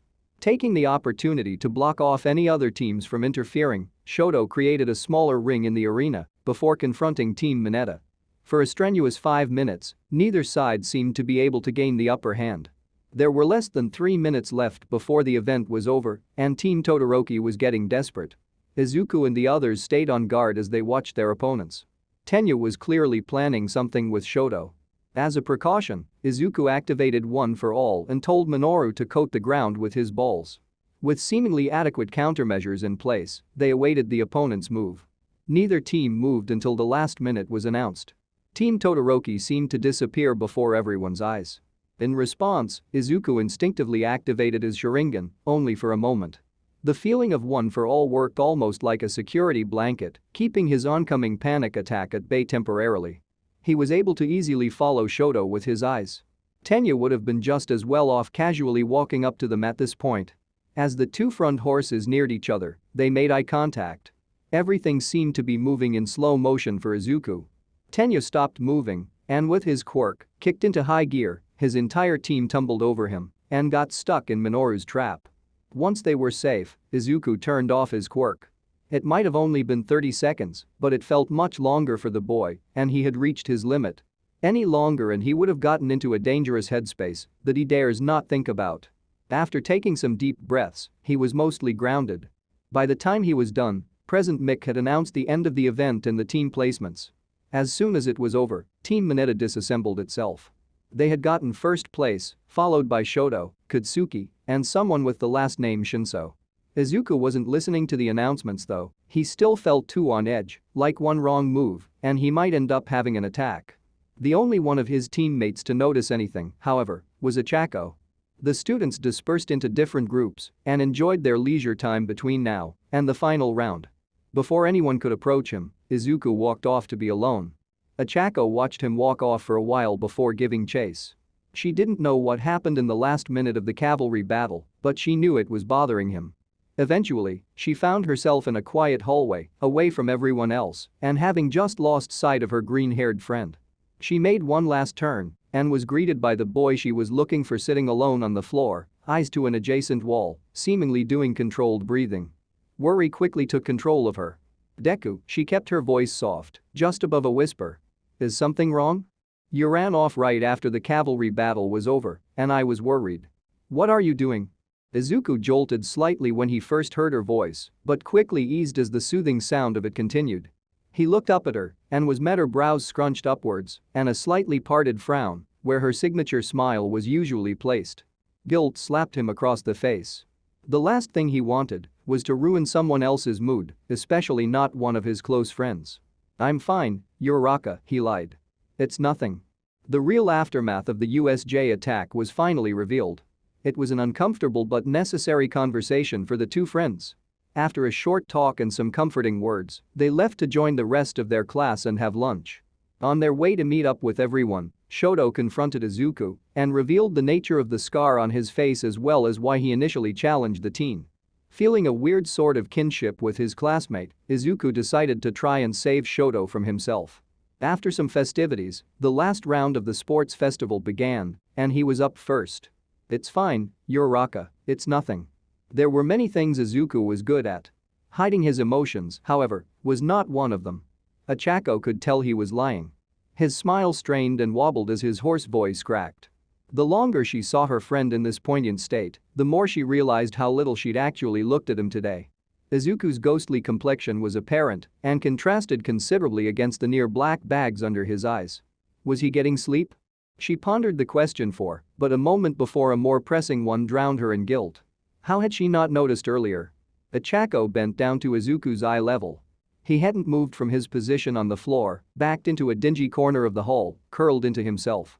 It was like watching a child try to hide from the monster under their bed. The pit that had formed in her stomach when initially seeing her friend deepened and darkened as she continued to notice more and more worrying details. The one that ensnared and broke Ochako, though, was the look in his eyes. The slightly nervous, confident, almost naive kindness she hadn't yet found out she was infatuated with was nowhere to be seen. That brilliant brightness was replaced with a vacancy, his mind wandering elsewhere. It was uncanny. The pit in her stomach swallowed her whole and threatened to close. Deku, Ochako's usually cheery demeanor was absent in her voice. What's wrong? After a few agonizing, long seconds, life started to ever so slowly and carefully fill Izuku's eyes. He blinked a few times before silently looking away from the girl in front of him. Ochako had every intention of helping him in any way she could. He didn't want to talk tough. Everything inside him said not to trust her. Pretending he was fine all day was straining, and she didn't look like she would let him go without talking. After a few more seconds of silence, he started to speak. His voice barely above a whisper as he did so. Sluggishly and shakily, Izuku explained his experience with the Nomu, what happened afterwards, omitting any mention of One for All, and how he was learning to cope with the aftermath of the situation. Izuku avoided going into as much detail as possible. As his speech went on, his voice gradually became steady and, by the end, sped up to his usual pace. Life started to fill his eyes again once he was done, and he became physically more relaxed. Him talking about it wasn't what was helping, though. Ochako moving closer and rested her hand to his arm, comforting and grounding him, in reality, was what seemed to help. The two sat in silence for a while, enjoying the comfort of being around one another. After a few moments, Ochako started to feel hungry. She got up, walked in front of Izuku, and plastered a smile on her face. You're really strong. As she spoke, she flexed her biceps to emphasize her point. And you got Bakugo, Iida, and me here for you. She extended one of her hands out for Izuku to take, and, after a moment of hesitating, they went to the cafeteria. After they got there, the pair acted like normal. Katsuki spared them a glance with an inkling of an idea as to what kept the two teens. Izuku was going through a lot, and he'd give him as much room as needed for him to process everything. Midnight announced a final event as a bracket tournament and expounded upon the rules. Once the explanations were done, Mashirao and Niranjeki dropped out of the event. Their places were given to Tetsutetsu and Ibara from Class B. With the last-minute changes accounted for, Midnight assigned the matches. The students of UA continued on with frivolous activities and competitions before the first match started. During their allotted free time, Mashirao warned Izuku of his opponent's quirk. Hitachi Shinso's brainwashing, respond to anything he says, and it's game over. Present Mick announced the fighters for the first match with lavishly obtuse introductions as the two boys walked their way onto the stage. The moment the fight started, Hitachi tried to antagonize Izuku. The violet-haired boy tried everything from insulting Mashirao to personal attacks, and finally, please. None of it worked, much to the surprise of everyone, including Izuku. He certainly felt provoked by the other boys' taunting, but the feeling was so detached compared to what he expected. Almost everything had felt that way since the USJ attack. Without uttering a sound, Izuku punched Hitachi in the gut and flipped him out of the ring without using one for all. The match was short and subdued the previously roaring sounds of the audience. It left an unsatisfied, bitter taste inside everyone's mouths. The second and third fights ended in much the same manner. Shoto hadn't given Hanto a chance to do much before he froze the boy and nearly half the stadium by generating a glacier. Denki shorted himself out with his first move, promptly giving Ibara the win. The fourth fight was another odd one. Tenya was dragged by the nose and used for an advertising campaign by Mei. Yuga and Mina had much more of an exchange, but kept to the general theme of ending shortly when Mina won with an uppercut to Yuga's face. Momo and Minoru's fight followed the flow of Mina and Yuga's. It was a real exchange that ended promptly with Momo's quick thinking giving way to her cornstarch-filled victory. Minoru gave up almost as soon as she had created it. Fight number 6 was a proper, drawn-out, man-to-man brawl between Ijiro and Tetsutetsu. The two boys went hit for hit until they knocked each other out. Achako sat alone in the prep room for the latter half of the fights leading to hers. When Iida found her there, an almost comedic amount of determination, nerves, and concentration was splayed on her face. They started chatting about her upcoming match before they were interrupted. "You're Raka." Izuku barged into the room accompanied by that clank of a metal door slamming into its adjoint wall. He quickly joined the conversation and dismissed Iida's assertion that Katsuki would hold back against a girl, seemingly to Achako's dismay. Everyone's competing here with the dream of becoming number one. No one's holding back. Kaken least of all, he clarified his dismissal of Iida's claim. "But you've helped me so much already, Uraraka, so I thought I might return the favor." Izuku offered her a strategy to win against Katsuki, but she gently declined it before declaring that she would stop relying on him and telling him they'd see each other in the finals. She left the two boys with an unsteady smile and trembling thumbs up. The heavy-hitting brawl between Ijiro and Tetsutetsu ended in a tie. They announced that a winner would be determined by an arm wrestling match between the two before moving on to the next battle. Anxiety rose amongst many of those in Class 1A as anticipation for the next battle seemed to drag on. No one thought of Achako as weak, but everyone knew from their first fight earlier in the year how strong Katsuki was in comparison. If she couldn't end the battle promptly, it would be game over. For the last battle of the first round, Present Mick started his introduction for them as the two heroes in training walked onto out and into the arena. The hot-headed boy Woe's bark is as loud as his bite, Katsuki Bakugo of the hero course. Versus. My personal pick. Achako Uraraka, also of the hero course. The determination emanating from both fighters was staggering. "Don't expect me to go easy on you, just cuss your Deku's girlfriend round cheeks. I already know all about your quirk, so if you're gonna give up, don't waste my time and do it now." Despite the harshness of his words, Katsuki's voice was calm and steady. There was something off about the face he was pulling. It didn't fully match the unbothered facade of his voice. She couldn't pin down exactly what was wrong, but Achako knew better than to take Katsuki's words at face value. She also knew not to underestimate her explosive opponent. Achako learned firsthand how strong he was during their prior bout. She also knew that he was even stronger than he was back then. The moment Present Mick announced the start of their match, Achako rushed in, screaming. She wasn't about to give up without a fight, and Katsuki suspected as much. As soon as she got close, she was met with an explosion to the face. Expecting such a ferocious counter, Ochako sidestepped as much of the blast as she could and circled around him. Keeping low, she tried to get Katsuki with the pads of her fingers again, only to be met with another blast to the face and forced to circle around behind him. Their fight continued with that rhythm: Russian, blast, circle behind, Russian, blast, circle back. All the while, Ochako kept herself close to the ground.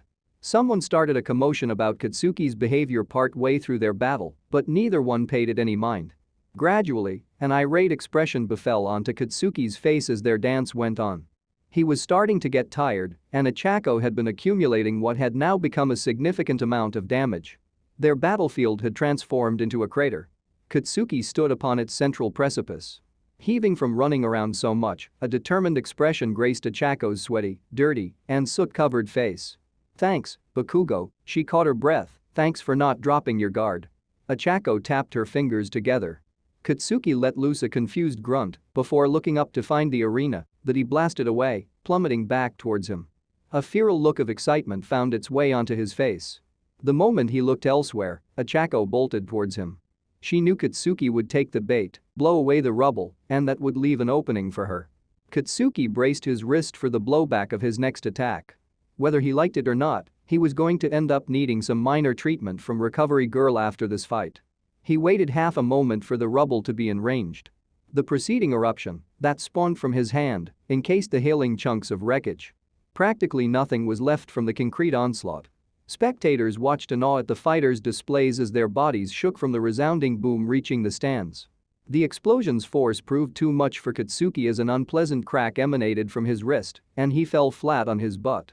It was at this moment he noticed his opponent closing in. Ochako sprinted towards Katsuki. She didn't allow herself to falter with the shaking of the stadium. She pushed on as her opponent stumbled and fell from the force of his own attack. "I'll win. I can win." She thought, "I'll win, just like Deku did." The two of them were only a few steps away when he finally noticed her. That's when she saw it. There was a look in Katsuki's eyes that she'd never seen there before. Panic.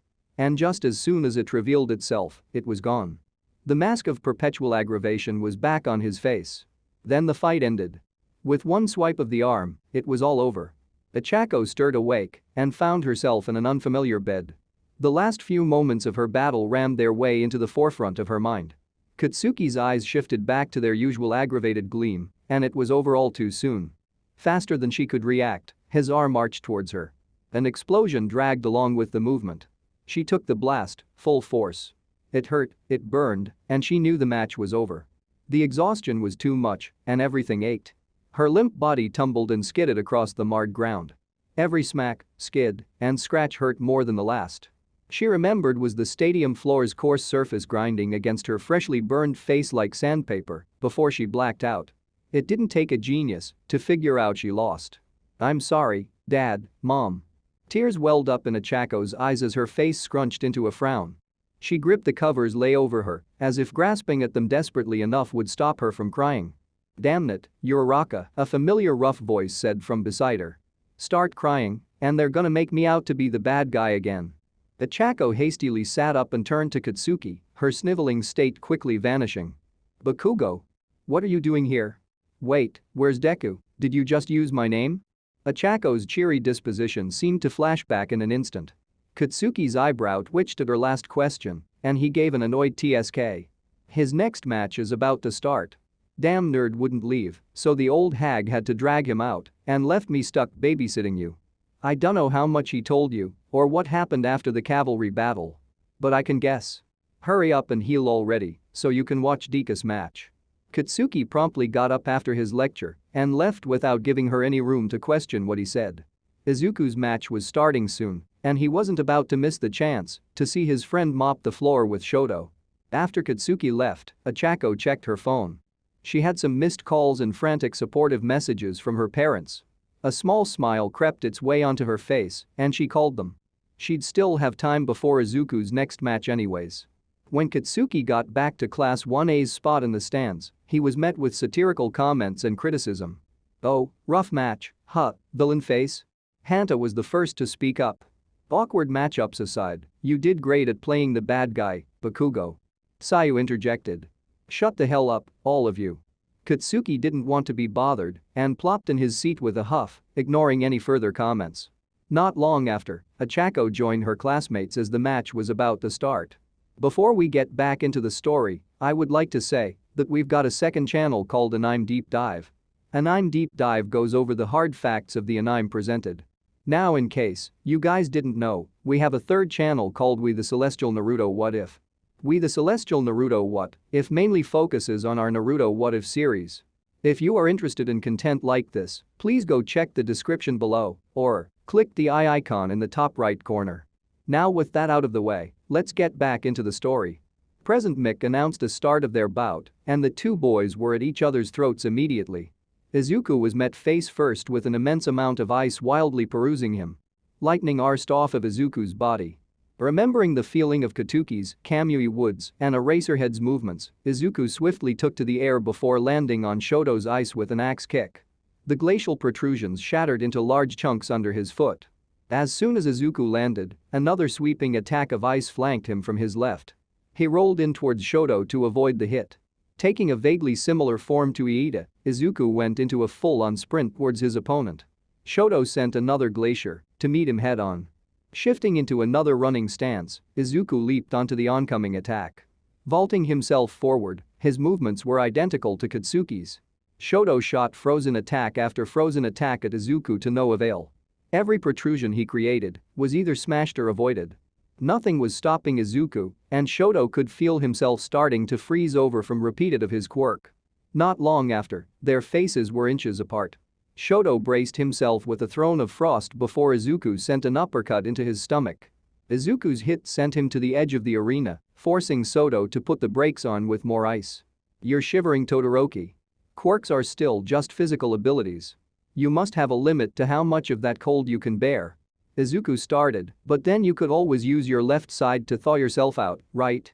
Shoto's expression scrunched into an angry scowl. Everyone's giving it their all. To win, to achieve their goals, to make it to the top. And you're gonna win half-assing it? Izuku continued his lecture. I only got one hit in, and you're already struggling to keep fighting. Gimme everything you got. Come at me. Slowly, Shoto lifted himself from his ice wall and exhaled a long, drawn-out, calming, icy breath. I could say the same thing about you, Midoriya. Shoto's declaration made Izuku's blood run cold. You haven't been using your eyes. This fight could be over with once glace. So, why haven't you? I can't. Izuku's answer only further provoked Shoto. He sent another wave of ice at Izuku, this time catching him off guard. Izuku was smacked in the gut before getting encased by a newly formed frozen prison. One for all sparked to life again, and he cracked out of his ensnarement. The two boys went back to the game of tag they were playing before, but Shoto was too slow this time. Izuku closed in and delivered a right hook to Shoto's face. In retaliation, Shoto tried to freeze him again, but was met with a knee to the gut. I can't tell you why, but right now this is all I can do. I'm giving it everything I've got. Izuku's roaring declaration proved only to push Shoto's agitation. I don't need to use that damn bastard's quirk, Shoto's voice was low. I'll never give him the pleasure and let him have his way. I'll show my father, you earned him. Izuku interrupted. Your power is your own. Your experiences, your determination, I don't know what they are. But your fire isn't anyone else's. It's yours. Be your own kind of hero. Flashbacks of his childhood played through Shoto's head. His training, his mother, the day he got his scar, an interview of All Might on TV, and his mother's encouraging words that she once told him. You decide who you want to become. Like the flip of a switch, Shoto's left side gave way to a brilliant blaze. I want to be my own kind of hero. A newfound determination seemed to embed itself into his words. I want to be my own kind of hero. A newfound determination seemed to embed itself into Shoto's words. A wide smile graced itself upon Izuku's face. Shoto. Endeavor's loud exclamation of his son's name caught the audience's attention. Immediately, he started monologuing in a way that was mistaken for a pep talk by spectators. Neither fighter paid any mind to the outburst. Their surroundings were forgotten, leaving the only thing left to exist be this very moment, this very fight. Incredible, Izuku murmured in awe at the sight of his opponent's left side bursting into flames. Ice sprouted forth from Shoto as he exacerbated his blaze. The next thing he knew, his ice was shattered, and Izuku stood before him with a broken arm.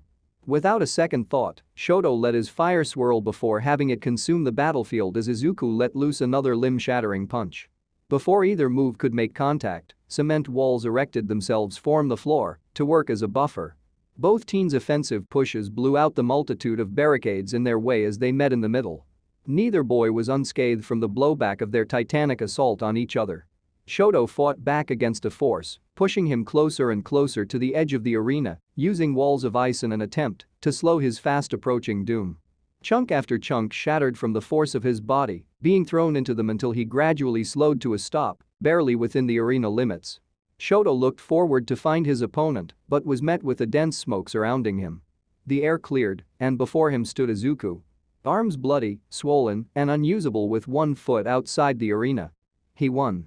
Everyone in the crowd ceased cheering when Shoto stopped his colossal attack just as it got started. His quirk deactivated, and his movements stilled with eyes glaze over. For a moment, tension and confusion swept the audience as neither boy moved. Just as quickly as they stilled, Izuku started shaking. His breathing hitched uncontrollably, and he desperately seized hold of his body, nails drawing blood his arms. Ungodly screams emitted from Izuku's mouth as he curled into himself and dropped to the floor. Only a handful of spectators outside of UA staff had any clue what was going on. Ochako, All Might, and Katsuki's hearts dropped as they all had the same thought. He used his quirk. Midnight called the match a draw and rushed in to help him. Once she was in the arena, Cementus closed them off from any prying eyes as Eraserhead called for a last-minute intermission, and Shoto was carried off stage. Midoriya, everything's alright.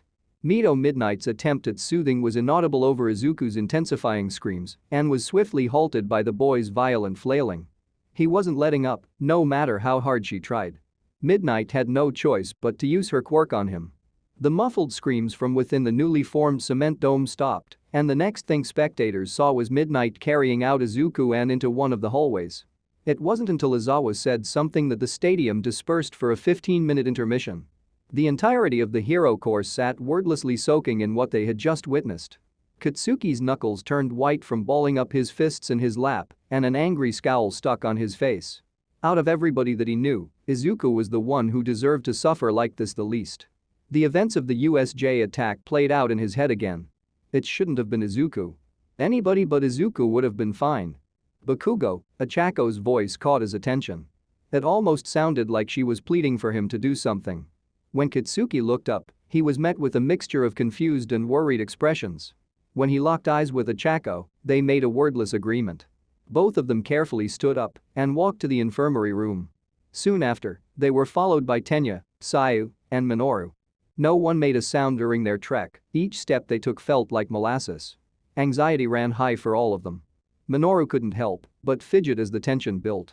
When the group finally reached Recovery Girl's room, all except Katsuki were surprised to see a large, skeletal blonde with sunken blue eyes sitting next to Izuku. The group of teens walked in on Recovery Girl, scolding the lanky man. Katsuki barged in without incident, but when Ochako tried to follow suit, she was stopped. "You lot get out. We don't want to overload Midoriya when he wakes up."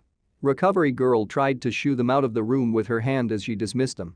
Ochako tried to speak but was cut off. "He's going to be fine. Now out. Out." Recovery Girl tried to dissuade the younger girl but was unsuccessful. As her classmates walk into the hall, she persisted. "Wait," Ochako was interrupted again with Recovery Girl going on a tirade trying to get her to leave. "Let her stay. The nerd needs to wake up to someone that knows what he's going through, and I still have a tournament to win." Katsuki vouched for her. To everyone's surprise, Recovery Girl, begrudgingly, allowed Ochako to stay. As the matches went on, Tenya came to visit her and Izuku. Every time he did, he explained what happened and how everyone was doing up in the bleachers. He and Ochako would chat for a bit before he left to watch the next match. Eventually, Shoto woke up. He didn't say much and took off after being informed that he lost his next fight by default. Ochako stayed waiting, worried, unsure what she should do next to help her friend. Ejiro visited between one of the matched, much to her surprise. He told her that Tenya had to leave for a family emergency. He tried to strike up a conversation with her, hopefully lighten her mood, but nothing seemed to work. Her somber expression never changed. "Midoriya's gonna be alright," Ejiro said. "The only person as manly as Midoriya is Bakugo. Whatever happened, he's strong enough to get through it." Besides, if he sees you all upset, he'll worry about you instead of worrying about himself." A reassuring, confident smile plastered itself on his lips as he spoke. Achako couldn't help but smile at that. He was right, of course, Izuku was strong, and she had no doubt he would overcome any hurdle in his way. And the last thing she wanted to do was worry him as soon as he woke up. "Thanks, Kirishima. I'll make sure he has nothing to worry about but himself." Her cheerful demeanor seemed to be back as she pumped her fist in the air and smiled. With that done, Ijiro left to watch the next upcoming match. Achako was determined not to let Izuku see her so upset. She needed to cheer him up. Before we get back into the story, I would like to say that we've got a second channel called Anime Deep Dive. Anime Deep Dive goes over the hard facts of the anime presented. Now, in case you guys didn't know, we have a third channel called We The Celestial Naruto What If. We The Celestial Naruto What If mainly focuses on our Naruto What If series. If you are interested in content like this, please go check the description below or click the eye icon in the top right corner. Now, with that out of the way, let's get back into the story. When Izuku woke up, the last phase of the festival way already coming to an end. Achako explained everything to him that he missed while he was out. Katsuki was able to blow Ijiro away after a war of attrition. Tenya won his fight with Shoto by default. The other boy had still been stuck under Izuku's hypnosis by the time the match rolled around, and they couldn't wake him up. Momo won her match against Mina by playing the long game and waiting for a chance to wrap Mina in an acid-resistant cloth, rendering her immobilized. During that fight, Tenya had left due to a family emergency and had to forfeit his third-place position. As Achako spoke, her entire body animated. It was comforting for Izuku to see her like that. A faint smile graced his face as he watched her enthusiasm. It was a welcome distraction. And that concludes our contest. The first-year winner of UA's sports festival is Katsuki Bakugo of Class A. Almost as if on cue, Present Mick's voice boomed through the room once Achako had finished talking. The award ceremony was held later that day. Katsuki stood atop the first-place mantle with Momo to his right and Mina to his left. Clear blue skies, an exhilarated crowd filling the stadium, and Katsuki right smack in the middle of it all about to be handed his first-place medal. It sounded like everything he dreamed today would be. It wasn't. This wasn't how he wanted to get here. This wasn't how his rise in fame was supposed to start. Izuku was supposed to be standing to his right. Izuku was meant to have second place. No one deserved the pleasure of being second to him, except Izuku. None of this was right. This wasn't a win. It was a reminder. He wasn't good enough during the USJ attack. This was his punishment. The two girls by Katsuki's side gave him worried expressions. They didn't know him exceedingly well, but they knew enough to tell something was wrong. His downcast face was hidden in shadow as he stared, fixated on a particular spot on the ground. He didn't notice Midnight and All Might starting the awards ceremony, the crowds cheering, or the other placeholders receiving their respective medals. The familiar scent of caramel and an unsettling sizzle filled the air as All Might walked up to him, first-place medal in hand. Black fumes emitted from Katsuki's hands. Well, you lived up to your promise. Wonderful." All Might struggled to keep his media persona up as he spoke. His smile nearly faltering for half a second. Katsuki was a worrying sight right now. It reminded him of the battle training they conducted earlier in the year. "All Might," Katsuki started, voice low, steady, and laced with venom. "This win, it doesn't mean squat." He looked up at his heroics teacher with an expression that made the man's blood run cold. All Might nearly froze in fear from the scowl on Katsuki's face. "Doesn't matter what anyone says. The damn medal's just garbage." Without thinking, Katsuki grabbed the winning medal with still smoking hands and crushed it. The metal melted and warped from the mixture of heat and pressure he was applying. "Ough!" Katsuki screamed as he hurled the now deformed gold medal to the ground. It made an unsatisfying tink when it hit. "I'm gonna kill those stupid League of Villain bastards. You hear me? You're dead, you hand-covered freak." His howling declaration took everyone by shock. The stadium stilled as no one dared make a sound after that display. After a minute or so, All Might was the first to move.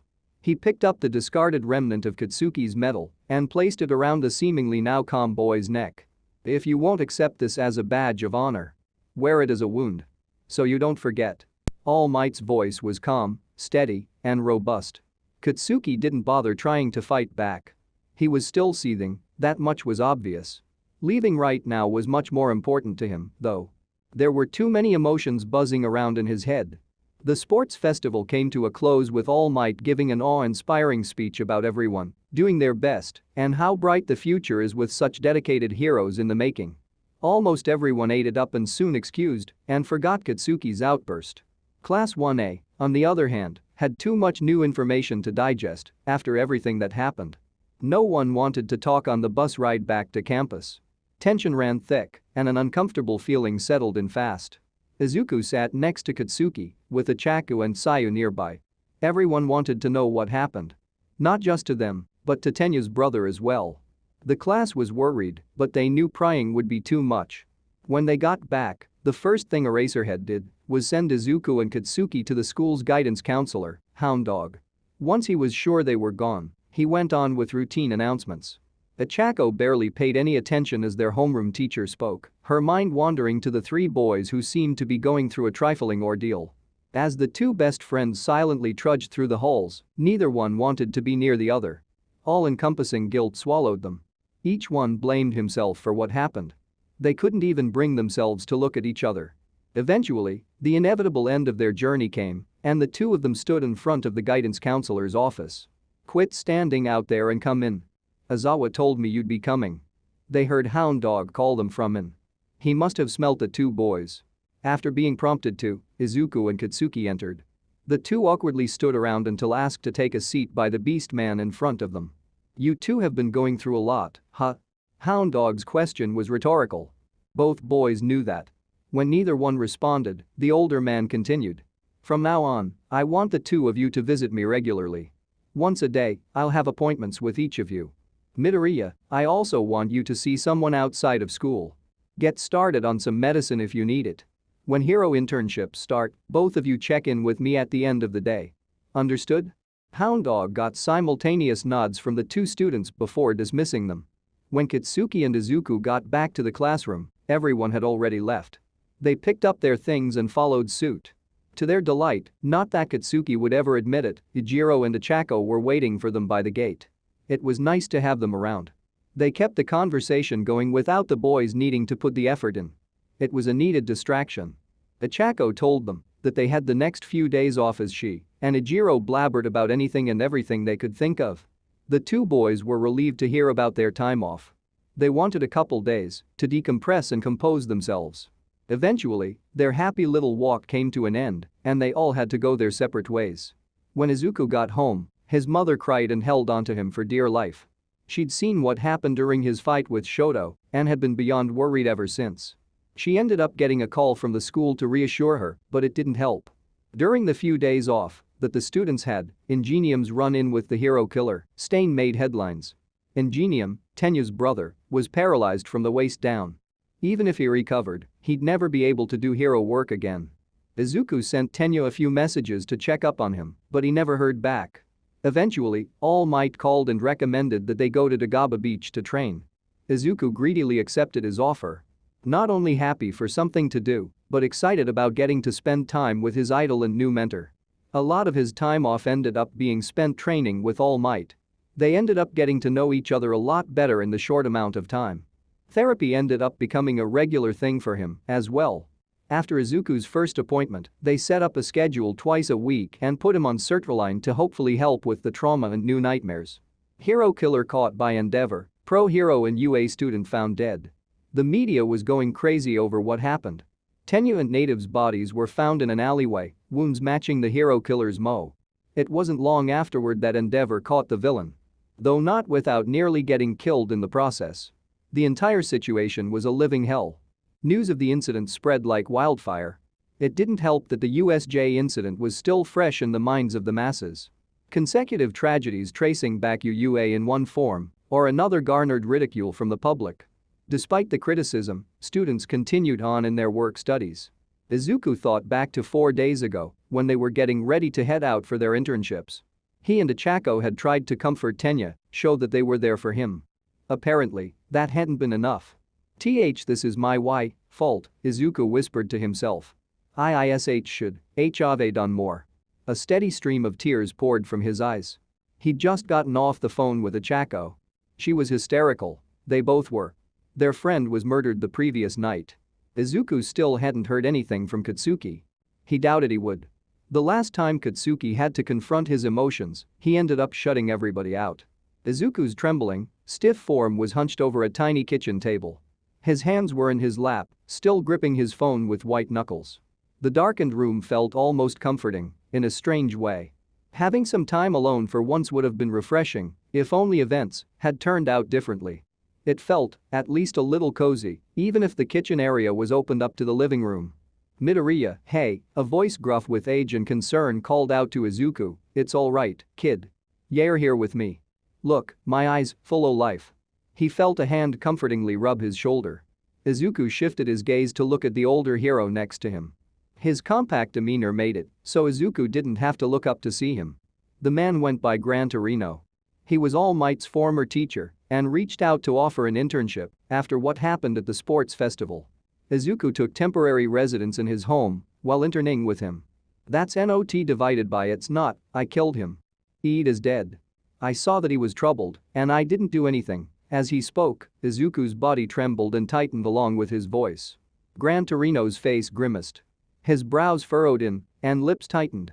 During their time together, Izuku spent his training mostly talking about the USJ event.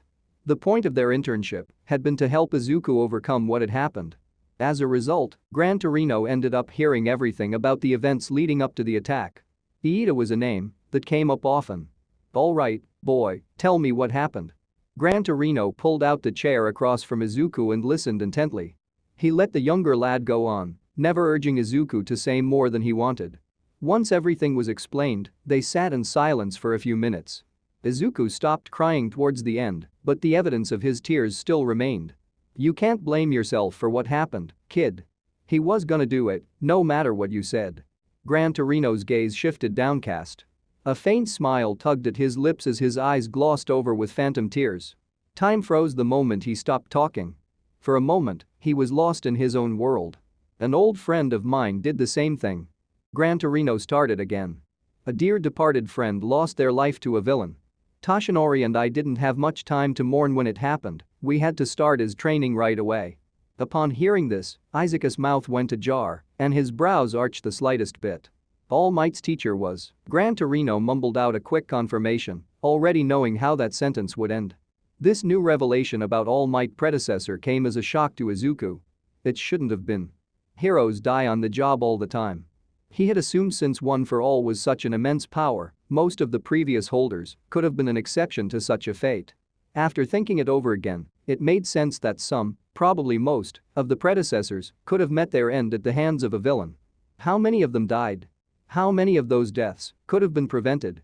What did All Might do when he was going through this? That last thought snapped Izuku out of a stupor he hadn't realized he'd fallen into. After coming back to reality, he realized Gran Torino had gotten up and was fiddling with the microwave. We didn't have a choice, we had to move forward no matter what. We'll take it easy today, but tomorrow is going to be hell. Use this loss to push yourself forward. Izuku hung onto every word Gran Torino said. It was probably the same advice he had given All Might back in his days of training. A shaky nod was the most Izuku could muster. Today, he would mourn the loss of his close friend. Tomorrow, he would hold him close in memory and push forward. Izuku made a silent vow to himself. He'd become the greatest hero alive and never let what happened to Tenya happen again. Not a half-bad choice, Toshinori. He's a lot like you. Gran Torino smiled at that thought. He was going to have to deal with training another All Might. Before we get back into the story, I would like to say that we've got a second channel called Anime Deep Dive. Anime Deep Dive goes over the hard facts of the anime presented. Now, in case you guys didn't know, we have a third channel called We The Celestial Naruto What If. We The Celestial Naruto What If mainly focuses on our Naruto What If series. If you are interested in content like this, please go check the description below or click the eye icon in the top right corner. Now with that out of the way, let's get back into the story. That night, Izuku slept restlessly. He was trapped back at the USJ, face to face with the Nomu again. Its hulking figure towered over the boy as its hand wrung tightly around his arm. Izuku's strained, trembling, wide-eyed gaze was fixated on the monster's vacant white orbs. They were so empty. His body froze. There should have been life in there. Something to grab onto. Anything. Please. All too soon, the world around him vanished. Izuku's very concept of self was stripped from existence. He was utterly ensnared by those eyes. He couldn't move, he couldn't breathe, he couldn't think. The inexplicable desolation that was the Nomu's eyes became all-encompassing. It was mere seconds and an eternity all at once. Then, something happened. A slim muscular man stood, leering above an all-too-familiar set of armor. No, this couldn't be happening. His nose-less face was obscured by a ragged cloth mask and matching red headband. Izuku knew that man. His sharp facial features and long, snake-like tongue matched the blade-clad aesthetic of his mostly black outfit. The tight tank top he was wearing showed off his bandaged wrapped arms with which he held his weapon. A chipped, jagged katana that was aimed towards Tenya's heart. His spiked, combat boot-clad foot pinned the young hero's exposed head to the ground. Tenya stared at Izuku, his face devoid of any expression. It was like looking at a doll's painted-on face. Just staring and staring and staring. Izuku couldn't do anything but return his gaze. Then, in one ferocious, swift motion, the blade sunk into Iida's back. The squelching noise echoed through Izuku's mind, and red poured from the fatal wound. As Tenya's very essence faded, so did the color in his eyes. They faded and faded and faded until all that was left were the whites of his eyes and tiny specks for pupils. Suddenly, everything went cold. They were those eyes. The first thing Izuku noticed when he woke up was the screaming. Who was screaming? Then he felt it in his throat. He was screaming. The next thing he noticed was how wet his eyes were. Why was that? Then his heartbeat, it was thumping, banging on his ribcage trying to get out. Next was the light dizziness in his head and his sharp, cold breaths biting into his mouth, drying his throat. He was hyperventilating. Had he been doing that this whole time? Izuku's thoughts ran a mile minute and stilled at the same time. It was impossible to keep up. Instinctively, his arms went to comfort himself, but they were restrained. When did that happen? How did that happen? That's when he noticed a voice behind him. Divided by "It's all right. It was just a dream." It almost instantly registered as Gran Torino's voice.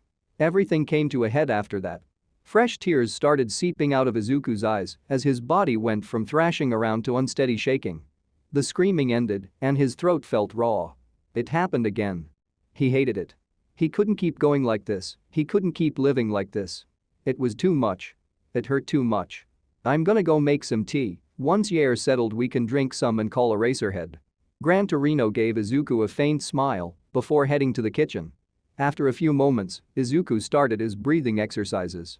Breath in, hold, breath out. Repeat. It took some time, but eventually, he was able to start making his way to the kitchen. Every step was hesitantly placed with half a moment's pause between each one.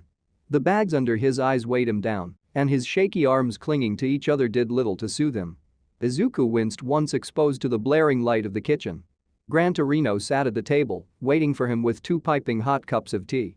After being coaxed, Izuku took the only other seat. They sat for what felt like hours, slowly sipping their tea in silence. Despite how time seemed to drag on, the kettle emptied all too soon, and Izuku knew he couldn't delay any more. With bated breath, Izuku pulled out his phone and clicked the number.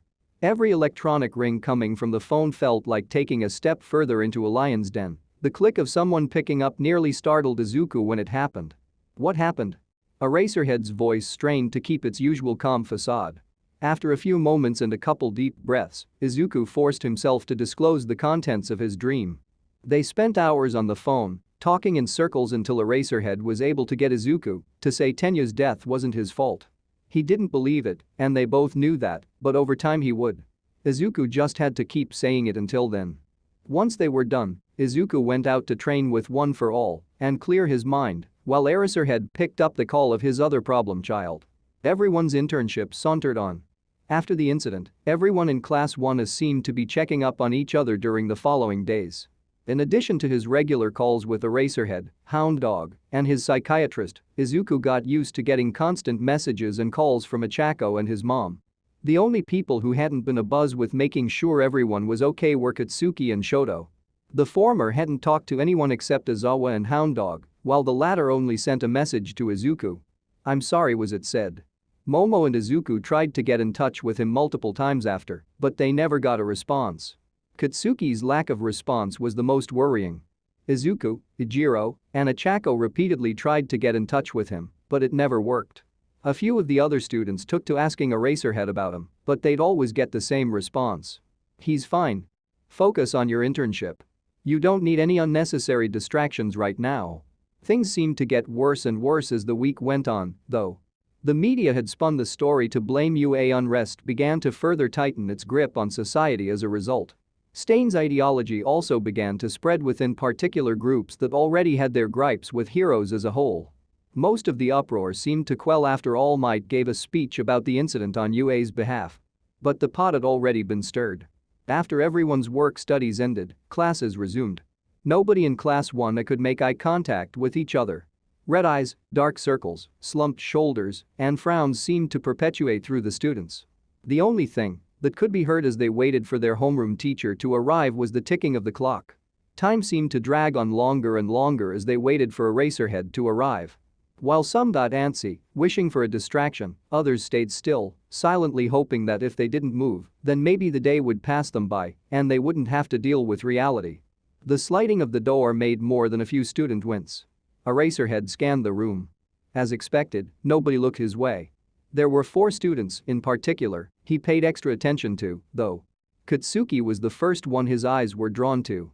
He sat surprisingly still, with his gaze seemingly fixated on the desk in front of him. His calm expression was worrisome for Eraserhead. Usually, Katsuki was full of emotion, yelling instead of talking and howling out laughter. This shift in behavior was by no means a surprise, though. Their phone calls during the internships got a lot shorter, with Katsuki's responses ending more abruptly. Eraserhead's next target was Izuku. He seemed to be taking what happened surprisingly well. Keyword being seemed. They talked a lot over the phone a couple days after the incident. It was self-evident he had been forcing himself to say anything at the time. Hopefully, extra sessions with Hound Dog would be helpful. The third student Eraserhead focused on was Shoto. He seemed to be in a similar state to Katsuki. Izuku had gone out of his way later in the week to inform Eraserhead of the message he received from Shoto. No doubt, he was blaming himself. Lastly was Achako. She was a lot easier to read than the boys. Her eyes were swollen red, probably from crying, and they never left the vacant seat in front of her. This was the type of loss Eraserhead hoped his student wouldn't have to deal with. Not this soon. Withholding a sigh, Eraserhead made his way to the teaching podium.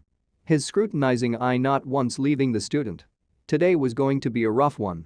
The click-clack of his shoes against the hard tile floor reverberated throughout the room. Nobody made an effort to acknowledge when it stopped, though. What happened was a failure on behalf of us adults. You kids have no business feeling responsible. I can't just tell you to keep your chin up, but this is something you will experience on the field. Don't let this hold you back from your goals. I'll watch over you, along with everyone else here. Let's try to do things right going forward. Most of the students seemed to understand and accept what Eraserhead was saying. It was going to take time for the class to bounce back from this, but he knew that when they finally did, they would be stronger for it. That same dream again. But this time Midoriya was conscious even while dreaming. He was fully aware of the fact he was dreaming, and he knew this particular dream all too well. There he was back in the USJ, the intense void eyes of the Nomu bearing down on him, piercing straight through his. Even with his visual proficiency from his quirk, Midoriya was helpless in front of this beast, slowly draining his sanity and life. All the while, Nomu seemed to grow larger and occupy his field of view with great intensity. He was going to be swallowed by the magnitude of the beast. He was dreaming, but Midoriya thought he was going to die. Just as he'd given up all hope, bright lights permeated the dream, destroying the horrific scene with luminescent lights of different colors swirling all around. This was different from what he normally experienced. Usually the dream ended with him waking up terrified and gasping for air, but now the focus had shifted and left him in a space swirling with colorful lights and a male standing in front of him. Scruffy white long locks of hair swayed across his face. The male possessed a frail body with a pale complexion. He wore a simple white top and black pants. It got Midoriya wondering whether he was still actually in a dream, because the male seemed to have sentience all by himself, unlike something his mind would have conjured. It seems you've been having a rough time, hun, ain't?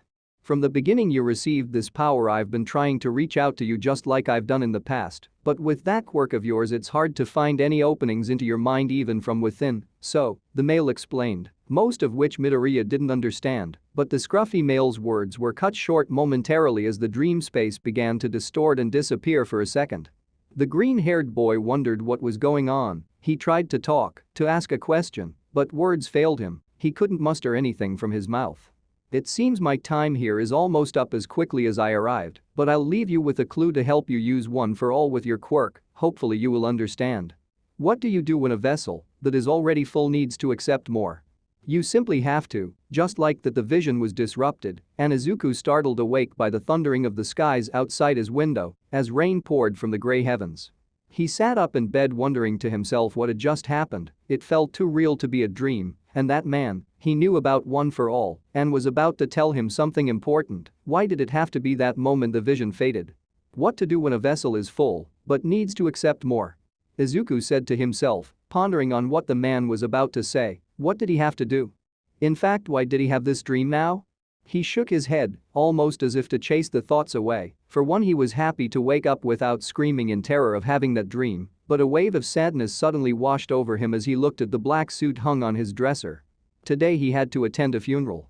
The entire class of 1A and teachers of UA High gathered round as a casket was slowly lowered deep into the earth. On the memorial stand that was beaten mercilessly by the rain was the picture of Lita Tenya, the former representative of the class. He looked so happy and full of life, unlike how he was in days preceding his death, sheltered from the rain under umbrellas. The teachers paid their homage to the lad in silence, while some of the class let out their own floodgate of waters. Lita didn't deserve a death like this. He had just begun to actualize his dreams, and it had been cut short so abruptly. Thoughts like that ran through Midoriya's mind as he gloomily watched the casket being lowered. Lita's family mourned under a big umbrella. His brother Tensei sat in a wheelchair connected to an IV bag. He was not fit enough to leave the hospital, but he wouldn't miss the funeral for anything. Unlike the rest, he sat in silence, just gazing off into the distance. Bakugo looked worse off. He tried to put up a strong forte, rock solid and unwavering, but he could see his friend's seething rage fighting to materialize, and he just barely kept it all in. Looking to his left, he saw his idol All Might in his muscular form, dressed in a tight black suit. The smile he always knew and loved was gone, and in its place was a sad remorse expression. Midoriya just remembered he'd planned to discuss his dream with All Might. It might not have been the best of times, but he had to tell him now before All Might's time limit in that form was up and he left. Silently, the boy walked up to the number one hero and told him the dream he had the other night. Midoriya, I can't digress into much detail here, but I believe you had an encounter with a previous holder of this power, and if your description serves well, it may have been the very first. What to do when a vessel is full but needs to accept more? All Might spoke and pondered after taking Midoriya to a secluded area to talk. I think it's a no-brainer that he's referring to you already having a quirk. Young Midoriya, you probably have a problem controlling One for All because your tank is full and cracking from the strain. A logical solution would be to pass on the contents of the vessel, All Might said, muttering the last part to himself while rubbing his chin in thought. I have to pass on One for All? But I just got it. Midoriya said hysterically, frightened at the prospect of losing a power he'd just gotten.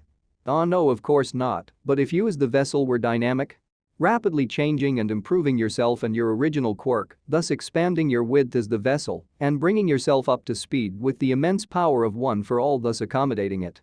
All Might reasoned, drawing and accurate and precise analysis of what the first could have meant, all under low tones that were hushed more by the pit-pattering of rain on their umbrellas. Oh, I see now. I need to grow myself and my quirk to accommodate the changes, Midoriya concurred, nodding his head. But be careful, expand too much, and you might rip yourself apart. Grow too slow, and you'll never meet up. You have to do it just right, and most importantly, you need to surpass your fear. That's the first step to making this power yours, All Might concluded. Midoriya knew what he meant. The incident at the USJ, that was his trauma to overcome. Suddenly the number one hero began to cough, steam rippling from his form. He was at his limit, and with just a nod from him, Midoriya knew his idol had to go. And right on cue, something happened just as the symbol of peace left. Out from surrounding bushes a male ran. He wore a red scar tied around his head and carried a long katana, yelling at the top of his lungs as he charged towards Tenya's mother. I'll do it. I'll complete the goal of the hero killer, he yelled maniacally as he brandished his sword at the helpless lady. Everyone was taken aback and shock. The pros more suited to deal with situations such as this had already begun to move in response, but someone beat them to it. With a loud explosion, Bakugo intercepted the fanatic, palms open and radically bubbling with explosions. He sent a blast straight at the man, sending him right to the floor with Bakugo right on top of him. A sigh of relief washed over everyone. Recently many people who agreed with Stain's beliefs had gone out of their way to carry out their own justice just like this man. There was a problem. Even though Bakugo had restrained the man, he didn't let up, raining explosion after explosion onto his face, lost in rage, all that pent-up anger manifesting itself. "Stop Kakin, you're hurting him, you've caught him already, that's enough," Midoriya said to his friend after rushing to his side, completely forgetting his umbrella, leaving him soaked. "Why the hell should I? They've hurt us way more, they need to feel the pain as well," Bakugo said without even looking at Midoriya. Even under the rain he could see Bakugo was crying. The pros had begun to rapidly zero in on them, knowing the threat to be stopped now was their student. This was bad, and Midoriya knew it. He understood Bakugo's pain, but also knew his friend was becoming something else. He had to do something. He had to stop Bakugo before it escalated any further. With his own mixed emotions, unconsciously Midoriya's eyes lit a crimson red with a ring and a magatama hanging in it. His eyes seemed to glow brighter as he focused on making his friend stop. "Bakugo, stop!" Midoriya yelled, grabbing his friend by the shirt and glaring him in the eyes. Midoriya felt something different, even though he didn't know what was going on. It felt as if he had delved into Bakugo's consciousness and flipped a switch off. True to Midoriya's feelings, the feisty boy looked shocked, then slumped to the ground unconscious. He wasn't sure what had just happened. Since when did he learn to do that? The heroes rushed in, taking Bakugo and the male away. Luckily another possible crisis had been averted. But there wasn't the slightest let-up in the problems today, and right now a bigger one was happening. A dark rip in space appeared just a bit off left of where the funeral was held. A very sinister voice rang loud and clear from it. "So it appears he didn't get to cross all his I's and dot his T's last time. It was a hassle, but I managed to bust him out before he went in to have a go at it one more time and balance his checks, fair right?" Midoriya knew that voice. Shigaraki. But he didn't come out of the portal. Stain did. The hero killer was back. With great celerity he swiped Tensei out of his wheelchair and began to take off at top speed with him. "Don't think I'll just leave you that present, it wouldn't be fair with all of you on Stain, so here's a little something." Shigaraki continued from the closing portal. Right on cue, huge explosions could be heard going off in multiple directions, and screams followed. "The sequel begins," Shigaraki said just as the portal vanished. Deku was livid. Not only had Lita died, but now Stain wanted to take his brother away too. He sure as hell wouldn't let it. His crimson eyes glowered with intensity, as if expressing his rage. "I'm gonna get Tensei back," he growled in rage. "I'll go with you. We'll take Stain down for Lita," a familiar voice said with a hand placed on Midoriya's shoulder. It was just like All Might said, or close to it anyways. If he understood correctly, he didn't truly understand the depth of his quirk. What could it truly do? Well, Midoriya was about to find out right now, running through Musatafu City in a funeral suit that was completely drenched in the rain. The air was humid and cool from the rain, but bore a tinge of heat from all the explosions and fires breaking out in the city caused by the rampaging Nomus. Normally he'd rush to those sites to combat whatever lay wait, but he had more pressing matters at hand. Stain. At least that's what he led himself to believe. He felt he had to be the one to bring the villain down himself, but a part of him tormented him with the fact that he was using this as an escape from the Nomus. His trauma was still very much real, and triggering it at a time like this wasn't an option. Beside him, trailing diligently, was the heterochromatic boy Todoroki. He'd volunteered himself to come along with Midoriya. Unlike the latter, Todoroki didn't have an aversion to fighting the Nomu. He felt guilty. The boy had been in the area the night Lita confronted Stain. If and just if he'd been more involved with his classmates, he might have been able to do something about it. The guilt was eating him up, and a way to ease it was to put Stain behind bars. Stain was long gone as far as Todoroki could see. The rain and cold weren't helping matters either, but he trusted Midoriya and his quirk. If anyone could find Stain, it was him. With his eyes, Midoriya began to focus. He could easily see past the buildings and obstruction like his eyes had infrared. The world dyed red with his eyes. Clarity was like 10,000 pixels, but what he had to do was to pick Stain out of the numerous energy signatures he saw. The way he saw people, like glowing red energy, everyone looked alike, but possessed a specific amount of ferocity to their energy. It was like different places of heartbeats. Stain's signature was burned into his memory, and what's more, he was carrying Tensei as luggage. Technically one would think it'd be easy to pick them out, but it wasn't. This was something Midoriya hadn't tried before. There was too much information his eyes were taking in and homing in on one. would require concentration he'd never used before. "Have you found them?" Todoroki asked Midoriya in a calm tone, but Midoriya sensed the impatience interlaced with his words. Time was running out, and if Midoriya didn't do something soon Tensei would be in trouble. He didn't answer Todoroki. Rather, he shut his eyes and stopped running. He began to picture Stain and Tensei's signatures within his mind. He focused hard, seemingly shutting off the other functions of his senses. He couldn't hear the pitter-patter of the rain, not feel the cold droplets sticking his hair to his face, neither his damp clothes. Just his eyes were working hand in hand with his brain. Todoroki stood beside him silent, not wanting to break his concentration. Then he sharply opened his eyes. Everything seemed to slow down and speed up all at once. With the image in mind, his eyes began to scan and process each signature it saw, relating it to the mental image of Stain and Tensei's. His vision plunged further, trying to make a match at great speed till he found a match. In an alleyway, Stain's signature towering over the signature of Tensei, who was sprawled on the ground. "Not good. I've found them, but we have to move fast." "Let's go," Midoriya yelled to Todoroki. He was glad he'd located them, but also scared they wouldn't make it in time. And after that stunt he just pulled, he was feeling lightheaded and immense pain seared his eyes and brain. Something told him it had to do with One for All. It seemed the quirk he'd acquired was accelerating and strengthening his own quirk passively, even while it was not in use. A probable reason he was able to pull of something like this that he wouldn't dream of before. It was an upside, but the strain he felt now wasn't. He managed to clench his teeth and put it aside to focus on what he had to do. Midoriya deactivated his quirk and activated One for All, coursing its power through his body, a mild 7% he could handle since training with All Might. Green sparks of energy discharged around him as grabbed Todoroki and threw him on his back. Leaping off the ground, he scaled up 2 buildings, leaping from one to another and onto the roof. Dashing off rooftops skillfully, he made his way towards Stain's location as fast as he could. You killed Tenya. I'll never forgive you," Tensei said through grit teeth, struggling to get off the ground. He was still too weak from the injuries he sustained from their previous encounter. The villain was in a hurry. He could have taken Tensei out there, but he knew that with all those heroes gathered he wouldn't go far, especially with All Might there, which was why he took the chance to flee with Tensei once All Might was out of sight. Now Stain would aim to kill him swiftly and plan his escape. He couldn't rely on Shigaraki for help. The vigilante fluidly withdrew his blade, aiming to arch it across the neck of Tensei. "You and your brother were too unworthy to be called heroes, which is why you must be removed like the Stains you are," Stain said, sparing little banter before his muscles tensed with his blade in hand to deliver the blow. A yell erupted from Midoriya above Stain, startling the villain. The boys dropped into the alley. Todoroki lifted off his back and released a wave ice that deterred Stain and made his leap away from Tensei. Midoriya landed beside Tensei, checking up on him. "Are you alright?" Midoriya asked, concerned. This was a tricky one. He and Todoroki were without their gear, it was raining, and they had to keep Tensei secure while battling off Stain.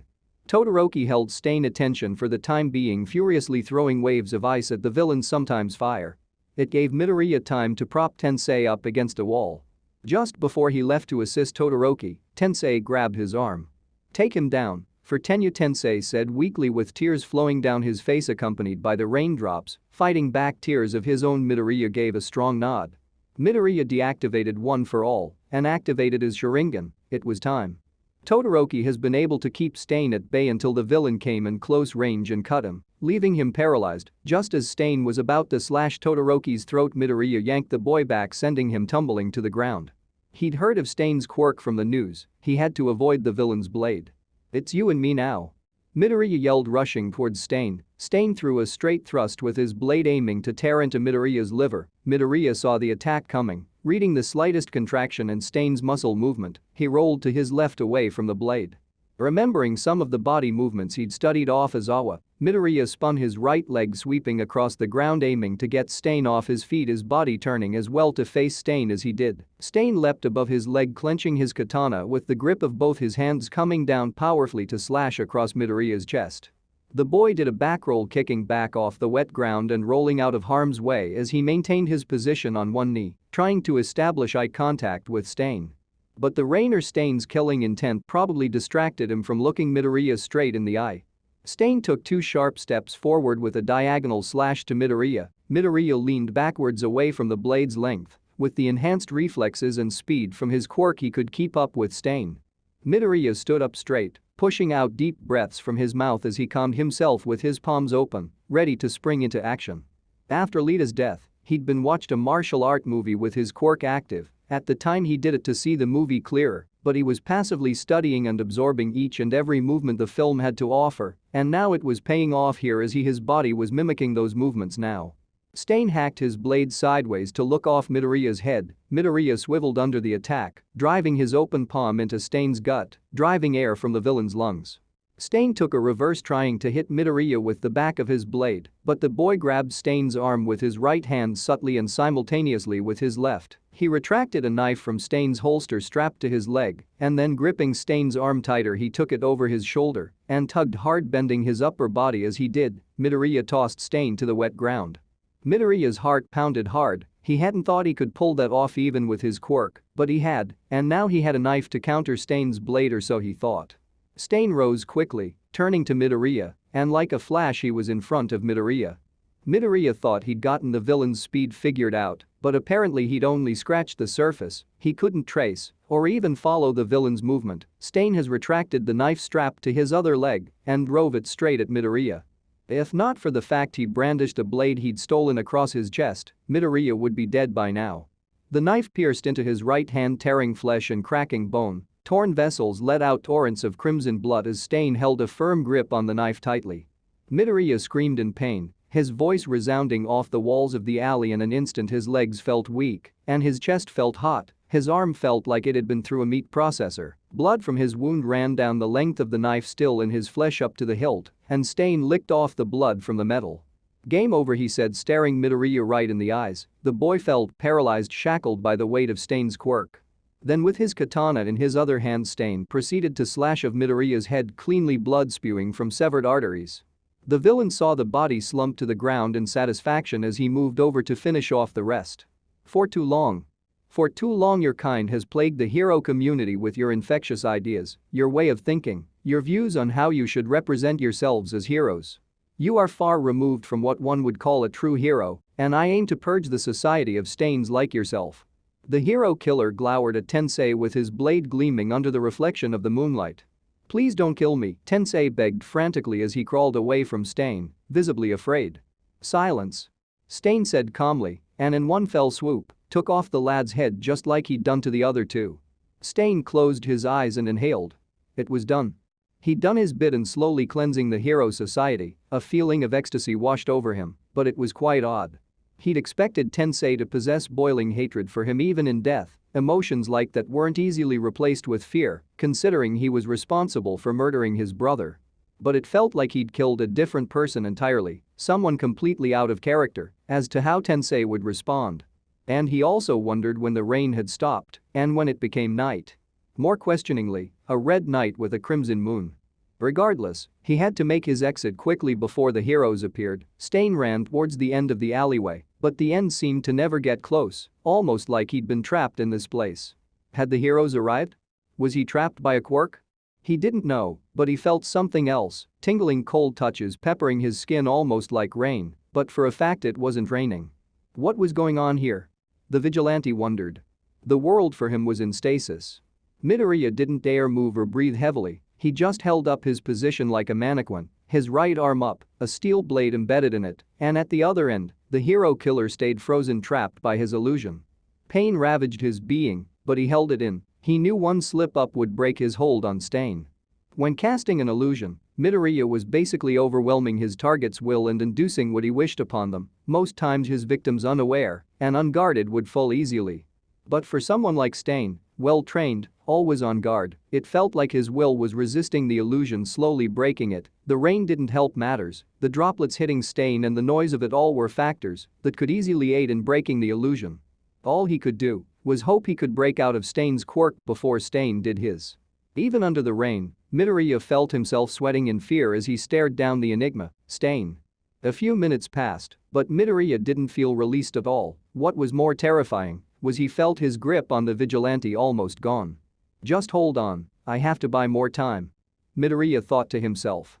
But only a few seconds more was what he could manage. Stain broke out and stirred into consciousness. Beady crimson eyes stared into his Sharingan, fully aware of his surroundings. All of that was a lie? So it was your quirk? Won't work twice though, Stain said. And he was right, it was harder to put someone who already knows how his illusions worked under for a second time. They'd resist him more easily, and the person being Stain, it'd take less time for him to break out. But he had to give it a shot. Just as he was about to engage Stain with another illusion, the villain averted his eyes and retracted his blade, causing Midoriya's body to slump to the ground, blood still trickling from his open wound staining wet cement. He still hadn't gotten his feeling back or could move, but Stain could, and now he knew how his quirk worked. He certainly was in a bad spot. His heart thumped in his throat as Stain gripped his katana tightly. After retracting his blade, he was going for the finishing blow, and this time no illusions could stop him. But ice could. A thin layer of ice quickly crept up the hero killer's body, freezing his limbs and body in place, but only momentarily. Todoroki had been able to gain feeling back into his body and hastily frozen Stain with thin ice to keep him in place to buy time. And that it did. Todoroki got up on wobbly legs with determination in his eyes. "No, I won't let you take another classmate of mine. We're putting you down for good." A wave of ice began to rush like a tide towards Stain, stronger than the last one, aiming to reinforce the former layer and keep Stain prisoner. Stain broke the ice. Physically and literally. "You want to know why I killed that kid?" Stain said, shards of ice flying all around him as he broke free and lunged to the wall, doing a backflip off it, and landed facing Todoroki, easily evading his attack. "It was because he was unfit. Unfit for the title of hero. He came to me, not with the intent of capturing a threat but vengeance. He reeked of it. Something a true hero should not bear. None of the heroes to date truly understand what it means to bear that title. You both would have made for true heroes, but I can sense that tinge of anger in your actions, making you Stains to be removed." The hero killer spoke menacingly, pacing towards Todoroki. For a second the boy was frozen in his spot, but he regained his composure. Just as the villain was about to accelerate, Todoroki froze the ground, making a thin layer of ice over the cold concrete. He was certain it would catch the hero killer off guard. And it did. Stain tripped and almost fell, but he caught himself. Just as he was about to fall flat on his face, he put his hand down, bracing himself. Then, even more surprisingly, the hero killer began skating on the ice, swerving skillfully up to Todoroki. Stain ducked and evaded the ice shooting from Todoroki's right side and drove the blade of his katana into the boy's collarbone, steel-crushing bone, and pushed Todoroki back up to a wall, pinning him there. Todoroki screamed in pain. Before Todoroki could react with bursting jets of ice and fire, Stain drove his left forearm hard into the boy's face, knocking him hard across the bridge of his nose. The force knocked the boy out, his head banging on the wall behind him as he lost consciousness. Stain's knife was in his left hand. He had used to knock Todoroki out, and he pulled back to drive it into Todoroki's gut. Like a blur, he traversed the distance, shooting over the ice, not even tripping. Midoriya gripped Stain's hand firmly, stopping him in his tracks. "I told you. We're taking you down," Midoriya declared. His crimson eyes burned brighter than ever. The Magatama within it was spinning fiercely around its ring and sharply split into two. The two beads in his eyes came to rest after their transformation. The emotions and urgency caused him to evolve his quirk unbeknownst to Midoriya. The shocked Stain turned to look straight at the boy. His grip was so firm and powerful. His eyes were like glow sticks, fierce and bleeding out from the dark scene the rainy skies painted in the alley. Stain felt fear for the first time. Neil, Midoriya seemed to say with his eyes once he met Stain's. He didn't know what he was doing, but he felt Stain's will was easier to overcome once he established eye contact. He felt stronger. Stain obeyed. He didn't have a choice. He tried to force himself to resist, but he was coerced to his knees, scared, and the image of Midoriya's red eyes, the only thing he saw, menacing and evil eyes. Midoriya looked at Tensei, who was watching the whole encounter, unable to help, just weakly looking on with hope. He could tell Tensei knew the battle was over, and he felt this wave of relief wash a bit of his guilt just like the rain did. "We did it, Lita," he whispered to himself. Then his eyes began to heat up. They watered and hurt like he'd gotten soap in them. Midoriya cringed and gripped his eyes, moaning. All his pain hit him like a truck. The knife wound and his eyes throbbed unbearably. He deactivated his quirk, breathing hard. To restrain Stain, Midoriya stressed, breathing hard. He released Todoroki and propped him up against a wall and bound the still stunned Stain with ropes before his paralysis would undo. And then Midoriya plopped down to the wet ground, panting and waiting for help. Not too long after help arrived, but Midoriya was out cold. He had taken away all Stain's weapons and tied him so tightly the villain couldn't escape. The two students and Tensei were rushed to the hospital. The Nomus rampaging in the city were cleaned up easily, given that a large number of heroes had gathered at one place for a funeral. The pros worked together and brought down the threats. Midoriya sat upright in his bed, beside him All Might sat on a stool worried for his protege. After cooling down, All Might had lunged into action, taking down the numerous Nomus that plagued the city. He didn't have time or enough information to know where Midoriya was or the fact he was fighting with the hero killer. What you two did was reckless and uncalled for. You should be lucky you didn't get hurt. All Might said, chiding his student. I know All Might, what we did was wrong, but with all due respect, I wouldn't change anything I did. I was getting closure for Lita, Midoriya said to All Might with a somber tone, his head bent down while he stared at his hospital sheets. I learned and grew a lot from that battle, All Might. Like what you said earlier, I evolved my quirk and did things I never did before today. Midoriya's words were cut short as Aizawa entered the room. So you think you're heroes now, huh? Without licenses or your costumes you ran straight to a villain while your classmates were evacuating. Aizawa spoke visibly angry. Do you even understand the implication of your actions? The news is already carrying terrible headlines thanks to the two of you. Aizawa continued. But if we hadn't gone, Tensei would have been killed before the other pros arrived. We were just trying to help. Midoriya's voice went quiet as he went mute, gripping his sheets. They were trying to act just like how the heroes looked up to did, but now he was being scolded. Aizawa seemed to calm down. He knew the boys had done the right thing, but couldn't applaud them for it. They had kept Tensei alive, but he still had to punish them. Both of you get 2 weeks suspension to reflect on your actions, Aizawa said coldly, walking out of the room. All Might kept mum the whole time. He knew Midoriya had done the right thing, but he also couldn't refute Aizawa's verdict. The teacher was right too. Soon he too left the room, and alone Midoriya drifted off to a much-deserved sleep with mixed feelings.